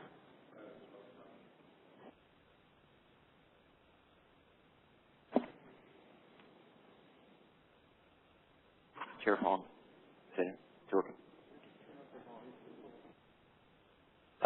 Tony Braun, member of the RIF. So thinking about what we just heard, and I'm trying to sort of understand where this might go. We heard a lot about RTO governance, and I haven't actually seen anyone actually proposing a Western RTO. So what do we do with this sort of huge pile of information that we get about all the various structures and processes and distill it down to, you know, what's sort of on our table in what appears to be on our table with respect to the options that we might consider, and has the governing body considered, you know, that just factual differences between either the EIM as a standalone basis versus an Eastern or RTO, or what may or may not be EDAM and an Eastern RTO, and how that affects what we should be considering. No, I'm not going to answer that one. Not in terms of what I think we all want right now as a governing body is to hear from all of you in terms of, really, it comes down to, we want to hear from you because we want to understand what all will work for you. But it's within the confines of what's legally possible, right? I mean, there is, right now, the market operator is the California Independent System Operator. It is governed by a board of governors. There are some legal constructs there that we have to work within, but beyond that, you know, we're not going to second guess you all right now. We first want to hear from you and be able to discuss it amongst ourselves and with you all. And I'll have thoughts on it. Do you have a follow-up? Okay. Any other questions for Chair Fong? Is there any questions on the phone? I apologize, phone, that I didn't ask you the last time around. We do have a question on the phone.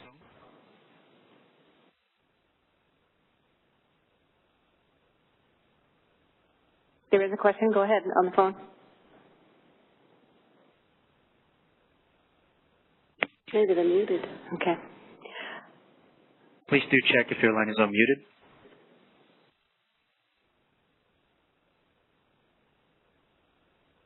Okay. Thank you. Thank you, Art. You didn't ask me a question.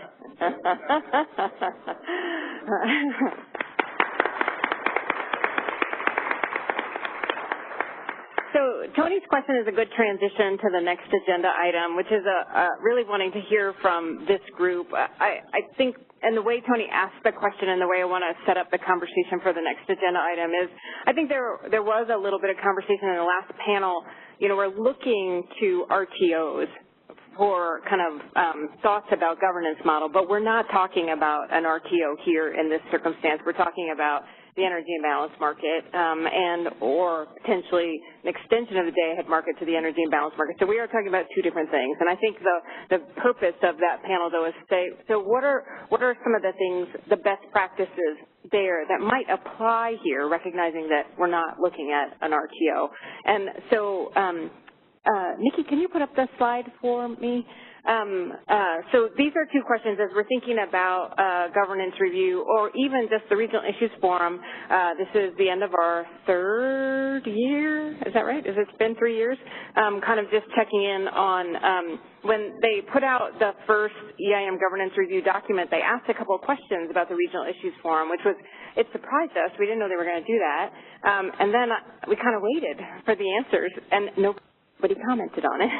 So we thought we might take an opportunity here to just ask folks in the room, because there are a number of you that have traveled here for this, what has been the highest value of the Regional Issues Forum to date, and to comment about, are there any modifications you would make to improve the Regional Issues Forum? Because I think we're feeling that this has been a successful endeavor, but I'd like to make sure we get to the essence of what it is that brings you all here, and what are some things that we might be able to do to improve the forum. So we need that microphone to work, hoping that it does work, and really turning it over to all of you to see if you want to respond to either of these questions.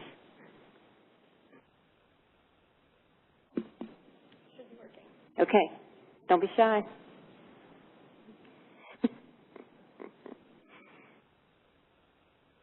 I'll be the first one just to get us started. So this is only Kenna Hagan from Black Hills Energy, my second attendance here, and I guess as a non-EIM participant, I appreciate that this is a forum where information can be shared about logistics, such as the ETSR and some of those struggles and pros, cons, best practices or lessons learned.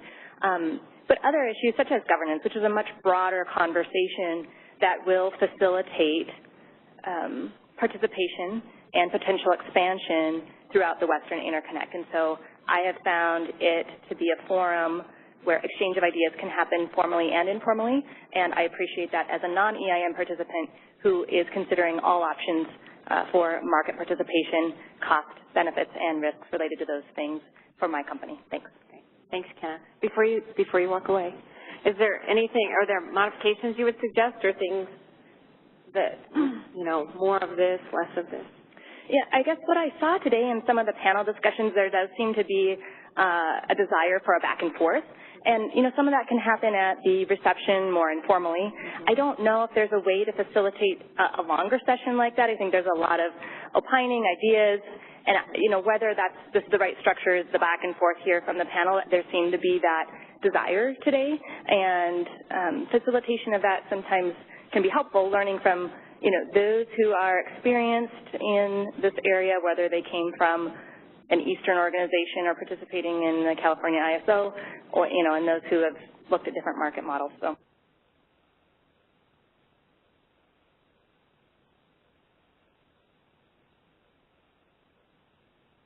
Hi, Jordan White, Commissioner from Utah, but also Chair of the Body of State Regulators. The one thing, and obviously we're not a member of the RIF, but we do appreciate the relationship we have with the RIF, and I certainly listen to, I know a lot of our folks listen to when we can, but one thing, at least my feedback is, just recall back that typically an EIM entity actually goes to a commission and asks, or maybe to ask for potential, cost recovery to join it. So ultimately, from my perspective as a regulator, I really want to understand how that value proposition is working out for an EIM entity. And by value proposition, that may be different for each of the commissions. From my perspective, and this maybe bleeds a little bit into the governance discussion, I care about net power costs. I want to understand how those are potentially being either if there's obstruction or difficulties or success stories, et cetera, because that is really my main focus. I mean, again, there may be other commissions that care about other aspects of whatever that was, but typically, if I could harken back to the 2014 days, it wasn't really an ask, but in terms of just the accounting perspective, that's what I care about. So if you can, to the extent that the RIF can kind of help us understand that value proposition and how things are working out and those struggles or those successes, that's, at least from my perspective as a state regulator, that's highly beneficial. Thanks. Thanks, Commissioner White. That's really helpful. Other comments?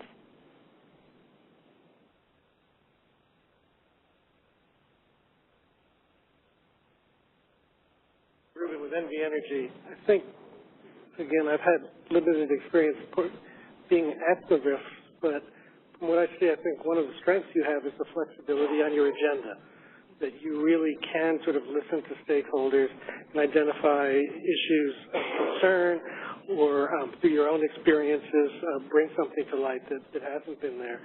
The other part of it, I think, has been helpful for us to see and hear. Sometimes you'll bring in an outside speaker, as you did today on the governance issues, that I think those of us who've been involved in this for as long as we have may think we know all the answers and we've seen all the issues, but I think it really is helpful to hear different perspectives from around the country, what's worked, what hasn't worked. I think there's going to have to be a way that there's no off-the-shelf model that's going to work for us. It's going to have to be specifically tailored to our region, our needs, but I think that doesn't mean that we shouldn't hear ideas from other parts and try and work with them as best we can to improve our own structures. Do you have any comments on the phone? At this time, there are no questions in the queue. Okay. Anybody else have thoughts in the room?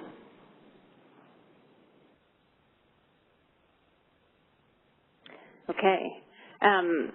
So without hearing any others, I think what the kind of other items and then transition to adjournment, the one thing we want to talk about is we will have a meeting in June.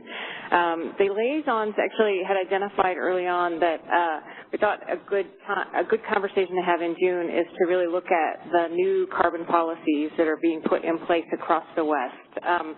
What's kind of interesting is we were talking about Washington, because we know Oregon is kind of set up to pass a cap and trade bill. Washington is kind of set up to pass a clean energy bill. Didn't know about New Mexico, so we'll have to potentially put them on the list if their legislative session is over for the June time period. But the goal, we're really looking at it to be more like a workshop, an all-day meeting where we hear from each of the states about their new policies, what they look like, what they entail, hear from the ISO in terms of how they handle that relative to the energy imbalance market, and then from market participants about, what are the things that will have to be addressed going forward. Majority of the policies won't take effect until 2021, kind of in that 2021-2022 time frame, so there's time to respond to them. This will be just a really good opportunity to have that engagement. For those of us that Cameron Yurkowski has been talking with the state of Oregon, I've been talking to the state of Washington. They're really excited about the idea to kind of come and be with all the rest of the EIM participants and kind of learn from everyone.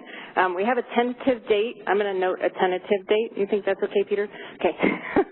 Of Tuesday, June 18th. So go ahead and mark it on your calendar. We're feeling very confident about that date, but we will formalize that within really probably the next week or so. Thank you. It will be in Folsom. We're going to target the CAISO offices just because they have such great facility for folks that want to participate on the phone. So we're going to target CAISO offices as well. Everything that the liaisons do as far as agenda items really come from their conversations with all of you or conversations from within their utility organizations. So similar to what David suggested, we have flexibility in this agenda, and we really like to use it to kind of address the issues that people think are kind of meaningful or of interest at the time. So we do have that meeting set for June. Beyond that, we have meetings scheduled for August and November. So if you have other agenda items you'd like to see us address, and are happy to do that. Anything else before we close? Any comments on the phone? Any comments in the room?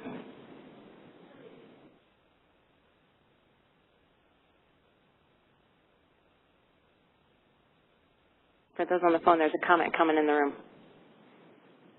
Sorry to make this so dramatic. Tuli Hagel, Chelan Public Utility District.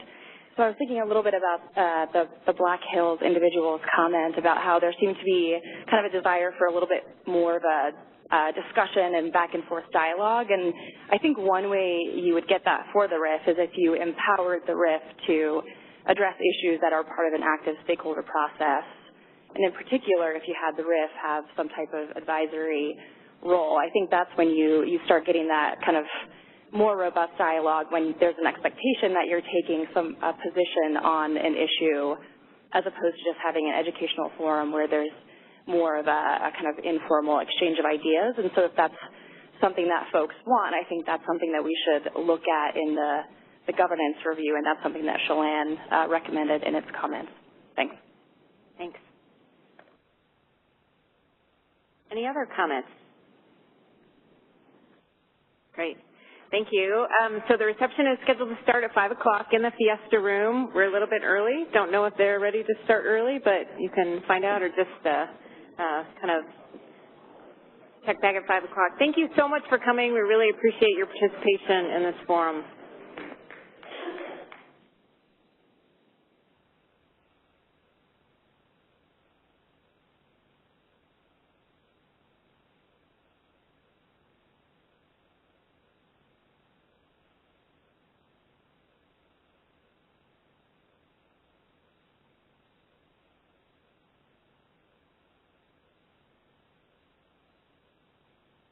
That concludes our conference. Thank you for using AT&T Event Conferencing Enhanced. You may now disconnect.